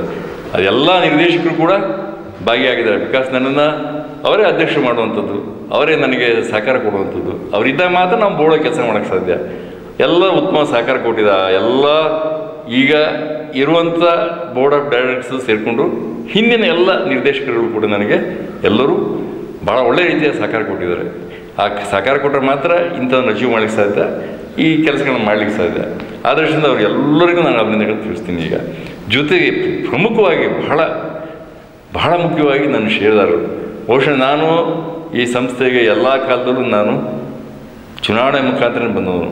ಸೊ ಎಲ್ಲ ಚುನಾವಣೆಯಲ್ಲೂ ಕೂಡ ನೀವಿರಬೇಕು ಆ ಸಂಸ್ಥೆ ಅಂತ ನನ್ನನ್ನು ಬಹಳ ಪ್ರೀತಿ ವಿಶ್ವಾಸದಿಂದ ಈ ಸಂಸ್ಥೆಗೆ ನನ್ನನ್ನು ಆಯ್ಕೆ ಮಾಡಿ ಕಳಿಸಿದ್ರಿಂದ ಇವೆಲ್ಲ ಸಾಧನೆ ಮಾಡಲಿಕ್ಕೆ ಸಾಧ್ಯ ಆಯಿತು. ಪ್ರಮುಖವಾಗಿ ನಾನು ಅವರಿಗೆ ಈ ಸಂದರ್ಭದಲ್ಲಿ ಅವರಿಗೆ ನನ್ನ ಇದನ್ನು ಅಭಿನಂದನೆ ತಿಳಿಸ್ಲಿಕ್ಕೆ ನಾನು ಇಷ್ಟಪಡ್ತೀನಿ. ಆಮೇಲೆ ಈ ಸಹಕಾರಿ ಕ್ಷೇತ್ರದಲ್ಲಿ ಬೆಳೆಯುವಾಗ ಭಾಳ ಜನ ಬರ್ತಾರೆ ನಮ್ಮ ಜೊತೆಗೆ ಸಂಪರ್ಕಕ್ಕೆ. ಇವತ್ತು DCC ಬ್ಯಾಂಕ್ ಅಧಿಕಾರಿಗಳಿರ್ಬೋದು, DCC ಬ್ಯಾಂಕಿನ ಬೋರ್ಡ್ ಇರ್ಬೋದು. ಈಗ DCC ಬ್ಯಾಂಕ್ ಬೋರ್ಡಲ್ಲೂ ಕೂಡ ನಮಗೆ ಸಹಕಾರ ಸಿಗಲೇಬೇಕು, ಇಲ್ಲೇ ಕೆಲಸ ಮಾಡಲಿಕ್ಕಾಗಲ್ಲ. ನಾವು ಸಾಲ ಕೇಳ್ತೀವಿ, ಸಾಲ ಕಟ್ತೀವಿ, ಮಾಡ್ತೀವಿ, ಎಲ್ಲದಕ್ಕೂ ಕೂಡ ಅಲ್ಲಿ ನಮಗೆ ಸರಿಯಾದ ಸಪೋರ್ಟ್ ಸಿಕ್ಕಿದಾಗ ಮಾತ್ರ ನಾವಿಲ್ಲಿ ಜನರಿಗೆ ಅನುಕೂಲ ಮಾಡೋಕ್ಕೆ ಸಾಧ್ಯ ಆಗುತ್ತೆ. ಆ ದೃಷ್ಟಿಯಿಂದ ಇವತ್ತು ಶಿವಮೊಗ್ಗ DCC ಬ್ಯಾಂಕ್ ಆಡಳಿತ ಮಂಡಳಿ ಅಧ್ಯಕ್ಷರು, ಉಪಾಧ್ಯಕ್ಷರು, ಜೊತೆಗೆ ನಮ್ಮ ಏನು ಇಲಾಖಾ ಅಧಿಕಾರಿಗಳು DR, AR, CDO ಮತ್ತು ನಮ್ಮ ಸೂಪರ್ವೈಸರ್ಸು ಇವರೆಲ್ಲರೂ ಕೂಡ ನಮ್ಮ ಕಾರ್ಯಗಳನ್ನು ಗಮನಿಸ್ತಾ ಇರ್ತಾರೆ. ಸೊ ಅವರು ನಮಗೆ ಏನಾದರೂ ವ್ಯತ್ಯಾಸಗಳಿದ್ದಲ್ಲಿ ಸರಿಪಡಿಸಿ ನಮ್ಮನ್ನ ಇದು ಮಾಡಿದಾಗ ಎಂಕರೇಜ್ ಮಾಡಿದಾಗ ಮಾತ್ರ ನಾವು ಮುಂದೂಡಲಿಕ್ಕೆ ಆಗುತ್ತೆ. ಅವೆಲ್ಲವನ್ನೂ ಅವ್ರು ಮಾಡಿದ್ದಾರೆ. ಇಲಾಖೆ ವತಿಯಿಂದನೂ ನನಗೆ ಪೂರ್ಣ ಸಹಕಾರ ಸಿಕ್ಕಿದೆ. ಸಹಕಾರ ಇಲಾಖೆ ವತಿಯಿಂದ DRO, AR, CDO plus supervisors ಅವರೆಲ್ಲರೂ ನನಗೆ ಪೂರ್ಣ ಸಹಕಾರ ಸಿಕ್ಕಿದೆ. ಅದೇ ರೀತಿ DCC ಬ್ಯಾಂಕ್ ಆಡಳಿತ ಮಂಡಳಿ ಅಧ್ಯಕ್ಷರು, ಉಪಾಧ್ಯಕ್ಷರು ಮತ್ತು ನಿರ್ದೇಶಕರು ಎಲ್ಲರೂ, ಜೊತೆಗೆ DCC ಬ್ಯಾಂಕ್ ಸಿಬ್ಬಂದಿಗಳು ಕೂಡ, ಅಲ್ಲಿ GM ಇರ್ಬೋದು, ಅಲ್ಲಿ MD ಇರ್ಬೋದು, ಎಲ್ಲರೂ ಕೂಡ ನನಗೆ ಪೂರ್ಣ ಸಹಕಾರ ಕೊಟ್ಟಿದ್ದಾರೆ. ಅವರೆಲ್ಲರ ಸಹಕಾರ ಜೊತೆಗೆ ನಾನು ಈ ಪ್ರಶಸ್ತಿ ಗಳಿಸಲಿಕ್ಕಾಗಲಿ ಈ 30 ವರ್ಷಗಳ ಕಾಲ ಈ ಸಂಸ್ಥೆಯನ್ನು ಕಟ್ಟಿ ಬೆಳೆಸಲಿಕ್ಕೆ ಸಾಧ್ಯವಾಯಿತು ಅಂತ ನಾನು ನನ್ನ ಒಬ್ಬನ ಆಗಿದೆ ಅಂತ ಹೇಳೋಕ್ಕಾಗಲ್ಲ. ಅವರೆಲ್ಲರ ಸಹಕಾರದಿಂದ ನನಗೆ ಈ ಸಂಸ್ಥೆ ಕಟ್ಟಿ ಬೆಳೆಸಲಿಕ್ಕೆ ಸಾಧ್ಯವಾಯಿತು ಅಂತೇಳಿ ನಾನು ಈ ಸಂದರ್ಭ ಹೇಳ್ತಾ ನನಗೆ ಮಾಡಲಿಕ್ಕೆ ಅವರಿಗೆಲ್ಲರಿಗೂ ನಾನು ಮತ್ತೊಮ್ಮೆ ಅಭಿನಂದಿಸಿದೆ. ಜೊತೆಗೆ ನಾನು ಕರ್ನಾಟಕ ಸರ್ಕಾರಕ್ಕೂ ಹಾಗೂ ನನ್ನ ಈ ಹಿಂದಿನ ಕೆಲಸಗಳಲ್ಲಿ ಸಹಾಯಕರಾಗಿ ನಿಂತಹ ಎಲ್ಲ ಶಕ್ತಿಗಳಿಗೂ ನಾನು ಹೃತ್ಪೂರ್ವಕವಾದ ವಂದನೆಗಳನ್ನು ಸಲ್ಲಿಸ್ತೇನೆ. ಎಸ್ ಸರ್, ತಾವು ತಮ್ಮ ಒಂದು ಸಂಸ್ಥೆಯ ನಿರ್ದೇಶಕ ಮಂಡಳಿಯವರಿಗೆ, ಸಿಬ್ಬಂದಿ ವರ್ಗಕ್ಕೆ, ತಮ್ಮ ಷೇರುದಾರ ಸದಸ್ಯರಿಗೆ ನಮ್ಮ ಮೀಡಿಯಾ ಮೂಲಕ ತಾವು ಏನು ಸಂದೇಶವನ್ನು ತಾವು ಹೇಳಕ್ಕೆ ಬಯಸ್ತೀರಿ? ನಾನು ಕಳೆದ 23 ವರ್ಷಗಳಿಂದ ಸಂಸ್ಥೆಯಲ್ಲಿ ಕೆಲಸ ನಿರ್ವಹಿಸ್ತಾ ಇದ್ದೀನಿ. ನಾನು ಮೊದಲಿಗೆ ಪಿಗ್ಮಿ ಕಲೆಕ್ಷನ್ ಮಾಡ್ತಾಯಿದ್ದೆ. ಆ ಪಿಗ್ಮಿ ಠೇವಣಿದಾರರು ನನಗೆ ಭಾಳ ಸಹಕಾರ ನೀಡಿದ್ದಾರೆ. ನೀವು ಠೇವಣಿ ಮಾಡಲಿಕ್ಕೆ ಇದು ಮಾಡಿ ಸಂಸ್ಥೆ ಮೇಲೆ ನಂಬಿಕೆ ಇಟ್ಟು ಭಾಳ ಸಹಕಾರ ಪಿಗ್ಮಿ ಠೇವಣಿದಾರರಿಗೂ ಹಾಗೂ ಈಗ ಆಮೇಲೆ ಆಡಳಿತ ಮಂಡಳಿ ಅಧ್ಯಕ್ಷರಿಗೂ, ಉಪಾಧ್ಯಕ್ಷರಿಗೂ ಹಾಗೂ ಸದಸ್ಯರುಗಳಿಗೂ ಹಾಗೂ ಷೇರುದಾರ ಭಾಳ ಮುಖ್ಯ. ನಮಗೆ ಷೇರುದಾರರು ಮತ್ತು ಈ ದೀರ್ಘ ಠೇವಣಿದಾರರು ಭಾಳ ಇಂಪಾರ್ಟೆಂಟ್. ಈಗ ಅವರು ಬಂದು ನಮ್ಮ ಸಂಸ್ಥೆ, ನಮ್ಮ ಕೆಲಸ ಕಾರ್ಯಗಳನ್ನು ನೋಡಿ, ನಾವು ಅವ್ರು ಬಂದಾಗ ಅವ್ರಿಗೆ ನಾವು ಯಾವ ರೀತಿ ಒಬ್ರೇಜನ್ ಮಾಡ್ತೀವಿ ಅಂತ ನೋಡಿ ಇಲ್ಲಿ ನಾವು ದುಡ್ಡು ಹಣ ಇಡ್ಬೋದು ಅಂತ ನಂಬಿಕೆ ಬರೋ ನಾವು ಕೆಲಸ ಮಾಡಬೇಕು. ಆ ರೀತಿ ಮಾಡಿದ್ರೆ ಅವರೆಲ್ಲ ಬಂದು ನಮ್ಮ ಕೆಲಸ ಇಷ್ಟೆಲ್ಲ ಒಂದು ಅಭಿವೃದ್ಧಿಗೆ ಸಹಕಾರ ನೀಡಿದ್ದರಿಂದ ಕಳೆದ ಯಾವ ರೀತಿ ಆಗಿದೆ ಅಂದರೆ 60 ವರ್ಷದಲ್ಲಿ 38 ಜನ ಸದಸ್ಯರು, ಇವತ್ತು 1100 ಜನ ಸದಸ್ಯರಾಗಿದ್ದಾರೆ. 7,250 ರೂಪಾಯಿ ಸಾಲ ಕೊಡುವಂಥ ಸಂಸ್ಥೆ ಇವತ್ತು 6,46,00,000 ರೂಪಾಯಿ ಸಾಲ ಕೊಡ್ತಾ ಇದೆ. ಈ ಮಟ್ಟಿಗೆ ಬೆಳಿಬೇಕಾದ್ರೆ ಒಂದು ಒಳ್ಳೆ ಎಲ್ಲರೂ ಸಹಕಾರನೂ ಬೇಕು. ಒಬ್ಬರು ಕೂತ್ರೆ ಇಲ್ಲಿ ಆಮೇಲೆ ಈ ಸಂಸ್ಥೆ ನನಗೆ ಒಂದು ಕೆಲಸ ಕೊಟ್ಟಿದೆ. ಇದು ಭಾಳ ಈ ಸಂಸ್ಥೆಯಲ್ಲಿ ಕೆಲಸ ಮಾಡಿ ನೀವು ಬಂದು ನಾನು ಇಲ್ಲಿ ಗುರುತು ಮಾಡಿರೋ ಸಂಸ್ಥೆ ಇದೊಂದು ಬಹಳ ಒಳ್ಳೆಯ ಅವಕಾಶ ಸಿಕ್ಕಿದಾಗ ಎಲ್ಲರಿಗೂ ನಾನು ಸಹಕಾರ ನೀಡಿದ ಎಲ್ಲರಿಗೂ ನಾನು ಹೃತ್ಪೂರ್ವಕವಾದ ಧನ್ಯವಾದಗಳನ್ನು ಉಪಯೋಗಿಸ್ತೀನಿ.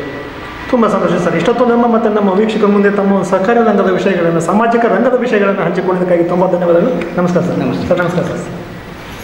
ತಾಲೂಕಿನ ವೀಕ್ಷಕರು, ಇಷ್ಟೊತ್ತು ಮಾತನಾಡಿದಂತಹ ಶಿವಮೊಗ್ಗ ಜಿಲ್ಲೆ ತೀರ್ಥಹಳ್ಳಿ ತಾಲೂಕು ಕಡ್ತೂರು ಪ್ರಾಥಮಿಕ ಕೃಷಿ ಪತ್ತಿನ ಸಹಕಾರಿ ಸಂಘ ನಿಯಮಿತ ಕಡ್ತೂರು ಇದರ ಹಾಲಿ ಅಧ್ಯಕ್ಷರು ಹಾಗೂ ಈ ಭಾಗದ ಹಿರಿಯ ನ್ಯಾಯವಾದಿಗಳು, ಸಹಕಾರ ರತ್ನ ಪ್ರಶಸ್ತಿಗೆ ಪುರಸ್ಕೃತರಾಗಿರುವಂತಹ ಸನ್ಮಾನ್ಯ ಶ್ರೀ UN ಮೋಹನ್ ಗುಂಡಗೋಡು ಕಡ್ತೂರು ಸರ್ ಅವರ ಮಾತುಗಳನ್ನು, ಇದೇ ಸಂಸ್ಥೆಯಲ್ಲಿ ಮುಖ್ಯ ಕಾರ್ಯನಿರ್ವಹಣಾಧಿಕಾರಿಗಳಾಗಿ ಕೆಲಸ ಕಾರ್ಯಗಳನ್ನು ಮಾಡಿರುವಂತಹ ಶ್ರೀ KN ರಾಮಸ್ವಾಮಿ ಸರ್ ಅವರ ಮಾತುಗಳನ್ನು, ಇವರ ಇನ್ನಷ್ಟು ಮಾಹಿತಿಗಾಗಿ ಲಾಗಿನ್ ಆಗಿ www.politiciansinIndia.com ಸೋಷಿಯಲ್ ಮೀಡಿಯಾ.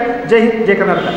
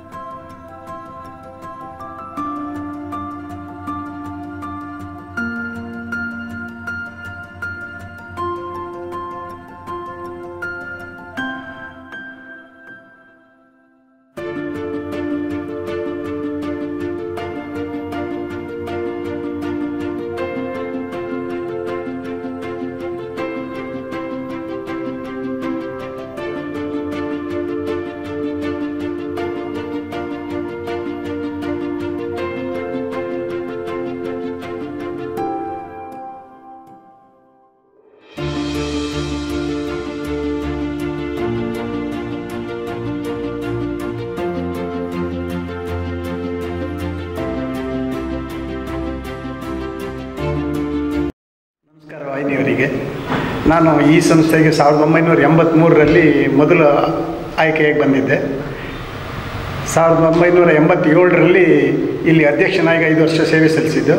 ಅಲ್ಲಿಂದ ನಾನು ಅರೇಹಳ್ಳಿ ಗ್ರಾಮ ಪಂಚಾಯತಿನಲ್ಲಿ 1910ರಲ್ಲಿ ಅಧ್ಯಕ್ಷನಾಗಿ ಕೆಲಸ ಮಾಡಿದ್ದೆ. ನನ್ನ ಅವಧಿಯಲ್ಲಿ ತುಂಬ ಒಳ್ಳೆಯ ರೀತಿಯ ಕೆಲಸ ಮಾಡಿ ನಮ್ಮ ಗ್ರಾಮಕ್ಕೆ ಸುಮಾರು ಒಂದು 60-70 ಮನೆಗಳನ್ನು ತಂದು ಸಾರ್ವಜನಿಕರಿಗೆ ಕೊಟ್ಟಿದ್ದು.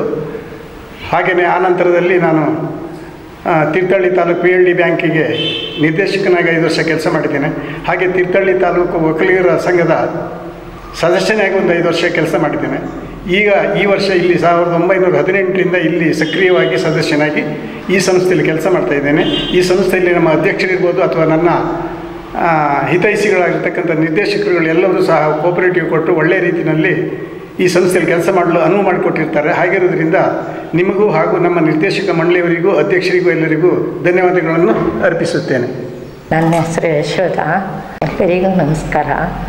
ನಾನು ಇಲ್ಲಿ ಸಹಕಾರ ಸಂಘದಲ್ಲಿ 3ನೇ ಬಾರಿ ನನ್ನನ್ನು ಎಲ್ಲರೂ ಜನಗಳು ಸೇರಿ ಭಾಳ ಒಂದು ಪ್ರೀತಿಯಿಂದ ನಿಲ್ಲಿಸಿದ್ದಾರೆ. ನಮ್ಮ ಅಧ್ಯಕ್ಷರು ಹಾಗೆ ನಮ್ಮನ್ನು ಎಲ್ಲ ರೀತಿಲೂ ಎಲ್ಲೇ ಹೋಗಲಿ ನಮ್ಮನ್ನು ಚಂದ ಮಾಡಿ ಎಲ್ಲ ರೀತಿಲೂ ನಮ್ಮನ್ನು ಕಣ್ಣಲ್ಲಿ ಇಟ್ಟು ನೋಡಿದ್ದಾರೆ. ಆಮೇಲೆ ನಮ್ಮ ಸದಸ್ಯರುಗಳು ಹಂಗೆ ನಾನು 15 ವರ್ಷ ಇದ್ದರು ನಾನೇನು ತಪ್ಪು ಮಾಡಿ ಹೇಳಿದ್ರು ಸಹ ನನಗೊಂದು ಮಾತಾಡದೆ ನನ್ನನ್ನು ಪ್ರೀತಿಯಿಂದ ಕಂಡಿದ್ದಾರೆ ಅಧಿಕಾರಿಗಳು. ಹಾಗೆ ನಾನು ಹೆಚ್ಚಿಗೆ ಹೇಳುವಂಥದ್ದಿಲ್ಲ. ನಾನು ಗ್ರಾಮ ಸಭೆಯಲ್ಲಿ ನಿಂತರೂ ಅದೇ ಥರ ಮಾಡಿ, ನಾನು ಪಂಚಾಯತ್ಗಳಿದ್ರು ಸಹ ಅದೇ ರೀತಿ ನನ್ನನ್ನು ಕಂಡಿದ್ದಾರೆ. ಊರ ಜನ ಎಲ್ಲ ನಂಗೆ ಸಾಕಿಸಿ 15 ವರ್ಷ ನನ್ನನ್ನು ತುಂಬ ಪ್ರೀತಿಯಿಂದ ಸೇರ್ದಾರರಾಗಲಿ ಹಿರಿಯರಾಗಲಿ ನನಕ್ಕಿಂತ ಕಿರಿಯರಾಗಲಿ ಎಲ್ಲರೂ ಸಹ ನನ್ನನ್ನು ಸಾಕರಿಸಿ ಇದರಲ್ಲಿ ಗೆಲ್ಲಿಸಿದ್ದಾರೆ. ಅದ್ರ ಬಗ್ಗೆ ನನಗೆ ತುಂಬ ಹೆಮ್ಮೆ. ಎಲ್ಲರಿಗೂ ನಮಸ್ಕಾರ. ನನ್ನ ಹೆಸರು ರಮೇಶ KS ಕಾರ್ಬೈಲು. ಎಲ್ಲರಿಗೂ ನಮಸ್ಕಾರ. ನಾನು ಈ ಸಂಸ್ಥೆಗೆ 2014ರಲ್ಲಿ ಆಯ್ಕೆಯಾಗಿ ಮೊದಲನೇ ಬಾರಿಗೆ ಆಯ್ಕೆಯಾಗಿ ಬಂದೆ. ನಾವು ಬಂದಾಗ ಇಲ್ಲಿ ಬಿಲ್ಡಿಂಗ್ಗಳನ್ನೇ ಒಂದು ಕಟ್ಟಬೇಕಂತ ಹೇಳಿದ್ದಾಗ ಒಂದು 5 ವರ್ಷದಿಂದನೂ ಭಾರಿ ಪ್ರಯತ್ನಪಟ್ಟು ಎಲ್ಲ ಷೇರುದಾರರ ಸಹಾಯದಿಂದ ಈ 2024ರಲ್ಲಿ ಪೂರ್ಣಗೊಂಡು ನನ್ನ 2ನೇ ಅವಧಿಯಲ್ಲಿ TSMSನ ನಿರ್ದೇಶಕನಾಗಿ ಈ ಸಂಸ್ಥೆಯ ಅಧ್ಯಕ್ಷರಾದ UN ಮೋಹನ್ ಅವರು, ನಾನು 2 ಸಲ ಅಲ್ಲಿಗೆ ಆಯ್ಕೆಯಾಗಿದ್ದೀನಿ. ಒಂದು ಸಲ ನೀನು ಅಲ್ಲಿ ಹೋಗಿ ತರಬೇತಿ ನಿಗೊಂದು ನಾಲೆಡ್ಜ್ ಮತ್ತು ಎಲ್ಲ ತರಬೇತಿಯನ್ನು ಸಿಗ್ತದೆ, ನೀನು ಅಲ್ಲಿ ಹೋಗು ಅಂತೇಳಿ ಆಯ್ಕೆ ಮಾಡಿ ಅವರು ಸರ್ವಾನುಮತದಿಂದ ನನ್ನನ್ನು ಇಲ್ಲಿಂದ ನಿರ್ದೇಶಕರ ಸಹಾಯದಿಂದ ನನ್ನನ್ನು ಅಲ್ಲಿಗೆ ಕಳಿಸಿಕೊಟ್ರು. ಅಧ್ಯಕ್ಷರು ಸಹಾಯ ಸಹಕಾರ ಅಂದರೆ ಎಲ್ಲರನ್ನೂ ಒಮ್ಮತದಿಂದ ನಮ್ಮನ್ನೆಲ್ಲ ಮುಂದೂಡಿಸ್ಕೊಂಡು ಹೋಗುವಂಥ ಪ್ರಯತ್ನ ಪಡ್ತಾ ಇದ್ದಾರೆ. ಎಲ್ಲರ ಸಹಕಾರ ಮತ್ತು ನಿರ್ದೇಶಕರ ಸಹಕಾರ ಮತ್ತು ಅವರ ಯಾವುದೇ ಒಂದು ವಿಚಾರ ಮಾಡಿದವರು ಪ್ರತಿಯೊಬ್ಬರ ಹತ್ರನೂ ಕೇಳಿ ತೀರ್ಮಾನ ತಗೊಳ್ತಾರೆ. ಓನಾಗಿ ಯಾವುದೇ ವಿಚಾರಗಳನ್ನು ಇದು ಮಾಡೋದಿಲ್ಲ ಮತ್ತು ಎಲ್ಲರಿಗೂ ಒಂದು ಅವಕಾಶಗಳನ್ನ ನೀಡ್ತಾ ಬರ್ತಾ ಇದ್ದಾರೆ ಇಲ್ಲಿ. ಹಾಗಾಗಿ ನಮ್ಮ ಸಂಸ್ಥೆ ಒಳ್ಳೆ ರೀತಿಯಲ್ಲಿ ಬೆಳೀಲಿಕ್ಕೆ ಮತ್ತು ಈ ಥರ ಬಿಲ್ಡಿಂಗ್ ಕಟ್ಟಲಿಕ್ಕೆ ಷೇರುದಾರರ ಸಹಾಯ ಪ್ರಾಮುಖ್ಯತೆ ಫಸ್ಟು. ಹಾಗಾಗಿ ನಮ್ಮ ಅಧ್ಯಕ್ಷರು ಆಗಲಿ ಮತ್ತು ನಿರ್ದೇಶಕರಾಗಲಿ ಎಲ್ಲ ಆಡಳಿತ ಮಂಡಳಿಯ ಎಲ್ಲರಿಗೂ ಸದಸ್ಯರಿಗೂ ನನ್ನ ಕೃತಜ್ಞತೆಯನ್ನು ಸಲ್ಲಿಸ್ತಿದೆ. KC ಗಣೇಶ್ ಕರ್ತೂರು. ಇದನ್ನು ಈ ಪ್ರಾಥಮಿಕ ಸಹಕಾರ ಸಂಘದಲ್ಲಿ ನಾನು ಕೆಲಸ ಮಾಡಲಿಕ್ಕೆ 10 ವರ್ಷದ 2014ರಿಂದ ನಾನು ಆಯ್ಕೆಯಾಗಿ ಬಂದು 10 ವರ್ಷ ಸೇವೆ ಸಲ್ಲಿಸ್ತಾ ಬಂದಿದ್ದೀನಿ. ನನಗೆ ಇಲ್ಲಿ ಎಲ್ಲ ಅಧ್ಯಕ್ಷರು ಎಲ್ಲ ಸದಸ್ಯರುಗಳು ಒಳ್ಳೆ ಥರದ ಕೋಆಪರೇಷನ್ ಕೊಟ್ಟು ಯಾವ ತಾರತಮ್ಯ ಬರೆದಿತ್ತು, ಹೊಸ ಬಿಲ್ಡಿಂಗ್ ಮಾಡಬೇಕು ಅಂತ ಚಟ ಇತ್ತು. ಇದಕ್ಕೆ ಅಧ್ಯಕ್ಷರು ಮಾಡಲ್ಲ ಅಂತ ಹೇಳ್ತಿದ್ದರು. ಅದಕ್ಕೆ ಎಲ್ಲ ಥರ ಸಹಾಯಕ್ಕೂ ಮಾಡಲಿಕ್ಕೋಸ್ಕರ ನಾನು ಗ್ರಾಮ ಪಂಚಾಯತ್ಗೆ ಸದಸ್ಯನಾಗಿರೋದ್ರಿಂದ ಇದಕ್ಕೆ ಕೆಲವಷ್ಟು ದಾಖಲೆಗಳು ತೊಡಗಿರೋದ್ರಿಂದ ಅದು ಸರಿಪಡಿಸ್ಕೊಟ್ಟು ಒಳ್ಳೆಯ ಈ ಬಿಲ್ಡಿಂಗ್ ಮಾಡಲಿಕ್ಕೆ ಈ ಅಧ್ಯಕ್ಷರು ಸಹಕಾರದಿಂದನೂ ಮತ್ತು ಸದಸ್ಯರಿಂದ ಒಂದು ಅವಕಾಶ ಸಿಕ್ಕಿ ಅದನ್ನೆಲ್ಲ ಸರಿ ಮಾಡಿಕೊಡೋಕೆ ನಮಗೆ ಸರ್ಕಾರ ನಬಾರ್ಡಿಂದ ಒಳ್ಳೆ ಸಾಲ ಸಿಗೋಕ್ಕೆ ಹೋಗಿ ಒಳ್ಳೆ ಥರದ ಬಿಲ್ಡಿಂಗ್ ಮಾಡಿ ಷೇರುದಾರರು ಒಳ್ಳೆ ಸಹಕಾರ ಮಾಡಿದ್ದಾರೆ. ಅವರಿಗೂ ಮತ್ತು ಈ ನಮ್ಮ ಇರ್ತಕ್ಕಂಥ ಈ ನಿರ್ದೇಶಕರುಗಳು ಒಳ್ಳೆ ಥರದಲ್ಲಿ ಕೋಆಪರೇಷನ್ ಮಾಡಿ ಮಾತಾಡಿದ ಪ್ರಕಾರ ಈ 5 ವರ್ಷದಲ್ಲಿ ಮಾಡಲೇಬೇಕು ಅನ್ನೋದಿತ್ತು. ಇದನ್ನು ಮಾಡಿ ಮುಗಿಸಿದ್ರಿಂದ ನಮಗೆ ತುಂಬ ಸಂತೋಷ ಇದೆ ಅಂತ ಹೇಳಿ ನಮ್ಮ ಅಧ್ಯಕ್ಷರ ಜೊತೆ ಹೇಳ್ತಾ ನಿರ್ದೇಶಕರ ಜೊತೆ ನಾನು ಮಾತನ್ನು ಮುಗಿಸ್ತೇನೆ. ಎಲ್ಲರಿಗೂ ನನ್ನ ನಮಸ್ಕಾರಗಳು. ನನ್ನ ಹೆಸರು PV ವಿಜಯಲಕ್ಷ್ಮಿ ಕಡ್ತೂರು. ನಾವು ಈ ಸಂಸ್ಥೆಯಲ್ಲಿ 10 ವರ್ಷಗಳ ಕಾಲ ಇಲ್ಲಿ ಕೆಲಸವನ್ನು ಮಾಡಿದ್ದೀವಿ. ಹಾಗೂ ನಮ್ಮ ತಂದೆಯವರು ಸಹ ಈ ಸಂಸ್ಥೆಯಲ್ಲಿ 10 ವರ್ಷಗಳ ಕಾಲ ಕೆಲಸವನ್ನು ಮಾಡಿದ್ದಾರೆ. ಹಾಗೂ ಇದು ಅಧ್ಯಕ್ಷರು ಹಾಗೂ ನಾವೆಲ್ಲ ಡೈರೆಕ್ಟರ್ಗಳು ಸೇರಿ ಈ ಸಂಸ್ಥೆಯನ್ನು ಒಂದು ಕಟ್ಟಡವನ್ನು ನಿರ್ಮಿಸಬೇಕಂತೇಳಿ ತುಂಬ ಶ್ರಮವನ್ನು ಪಟ್ಟು ಹಾಗೂ ಷೇರುದಾರರು ಸಹ ಎಲ್ಲರೂ ಸಹ ನಮಗೆ ಸಹಕರಿಸಿದ್ದಾರೆ. ಹಾಗೂ ನಾವು ಒಂದು ಏನೇ ಇದಾಗಿದ್ರೂ ಎಲ್ಲರೂ ಸಹ ಒಗ್ಗೂಡಿಕೊಂಡು ಮಾಡಲೇಬೇಕನ್ನೋದೊಂದು ಹಠದಲ್ಲಿ ನಾವು ಎಲ್ಲ ಚರ್ಚಿಸಿ ಮಾತಾಡಿ ಈ ಸಂಸ್ಥೆಯನ್ನು ಮಾಡಲೇಬೇಕನ್ನೋದು ಒಂದು ಕಟ್ಟಡ ಬಗ್ಗೆಯಾಗಿ ಎಲ್ಲರೂ ಒಂದು ತೀರ್ಮಾನ ತಗೊಂಡು ಮಾಡಿದ್ದೀವಿ. ಹಾಗೂ ಎಲ್ಲರಿಗೂ ಸಹ ಎಲ್ಲರೂ ಸಹ ನಮಗೆ ಹಣಕಾಸು ಎಲ್ಲದರಲ್ಲೂ ಸಹ ಷೇರುದಾರರು ಎಲ್ಲ ಕೇಳಿದಷ್ಟು ಕೊಟ್ಟಿದ್ದಾರೆ. ಆದರೂ ಇನ್ನೂ ಸ್ವಲ್ಪ ಕೊಡಬೇಕಿತ್ತು, ಅವರು ಸಹ ಕೊಡ್ತೀನಿ ಅಂತ ಹೇಳಿ ಮಾತು ಕೊಟ್ಟಿದ್ದಾರೆ ಎಲ್ಲರೂ. ಆದರೂ ಅದ್ರ ಬಗ್ಗೆ ಆಗಿ ನಾವು ಆದರೂ ನಿಲ್ಲಿಸಿಲ್ಲ, ಎಲ್ಲೂ ಇದು ಬ್ಯಾಂಕ್ಗಳೆಲ್ಲ ಇದು ಮಾಡಿ ಲೋನೆಲ್ಲ ಮಾಡಿ ಅಂತೂ ಕಟ್ಟಡವನ್ನು ಮಾಡೋದಕ್ಕೆ ತುಂಬ ಸಂತೋಷವಾಗಿದೆ ನಮ್ಮ ಫೀಲ್ಡಲ್ಲಿ ಅಂತ ಹೇಳಿ ಹೇಳ್ತಾ ನಾನು ಮಾತನ್ನು ಮುಗಿಸ್ತೀನಿ. ಎಲ್ಲರಿಗೂ ನಮಸ್ಕಾರ. ನನ್ನ ಹೆಸರು ಈಶ್ವರ, ನನ್ನ ತಂದೆ ಹೆಸರು ಶಂಕರಪ್ಪಗೌಡ, ಊರು ಕೀಳೂರು. ನಾನು ಕೇರಳ ಶಾಲೆಯಲ್ಲಿ STMC ಅಧ್ಯಕ್ಷನಾಗಿ 5 ವರ್ಷ ಕಾರ್ಯನಿರ್ವಹಣೆ ಮಾಡಿದ್ದೆ. ಕಡ್ತೂರು ಪ್ರೌಢಶಾಲೆಯಲ್ಲಿ STMC ಸದಸ್ಯನಾಗಿದ್ದೆ. ಹಾಗೂ 2020ರಲ್ಲಿ ನಾನು ಈ ಸೊಸೈಟಿಗೆ ಮೊದಲ ಬಾರಿಗೆ ಆಯ್ಕೆಯಾಗಿ ಮೊದಲ ಬಾರಿಗೆ ನಾನು ಉಪಾಧ್ಯಕ್ಷನಾಗಿ 3 ವರ್ಷ ಕಾರ್ಯನಿರ್ವಹಿಸಿದ್ದೇನೆ. ಇಲ್ಲಿ ಕಾರ್ಯನಿರ್ವಹಿಸುವಾಗ ಎಲ್ಲ ಸದಸ್ಯರು, ಅಧ್ಯಕ್ಷರು ಸಹ ಅವರಿಗೂ ಸಹ ನಾನು ಸಹಕಾರ ಕೊಟ್ಟು, ಅವರು ಸಹ ನಮಗೆ ಯಾವುದೇ ಏನು ಬೇಡಿಕೆಯನ್ನು ಇಟ್ಟರು ಸಹ ಅವರಿಗೆ ನಮಗೆ ಮನ್ನಣೆ ಕೊಟ್ಟು ಎಲ್ಲ ರೀತಿಯಲ್ಲೂ ಸಹಕರಿಸಿದ್ದಾರೆ. ಇಂಥ ಅಭಿವೃದ್ಧಿ ಮಾಡಲಿಕ್ಕೆ ಅಧ್ಯಕ್ಷರು ಸಹ ಸದಸ್ಯರೆಲ್ಲರೂ ಸಹಕಾರ ಕೊಟ್ಟು ಈ ಥರ ಮಾಡಿ ಇನ್ನು ಮುಂದೆ ಸಹ ಎಲ್ಲ ರೀತಿ ಸಹಕಾರ ಕೊಟ್ಟು ಇದೇ ರೀತಿ ಇನ್ನು ಮುಂದೆ ಎಲ್ಲ ನೆರವೇರಿಸಿಕೊಡ್ಬೇಕು ಅಂತ ಕೇಳ್ಕೊಳ್ತಾ ನನ್ನ ಮಾತನ್ನು ಮುಕ್ತಾಯ ಮಾಡ್ತೇನೆ.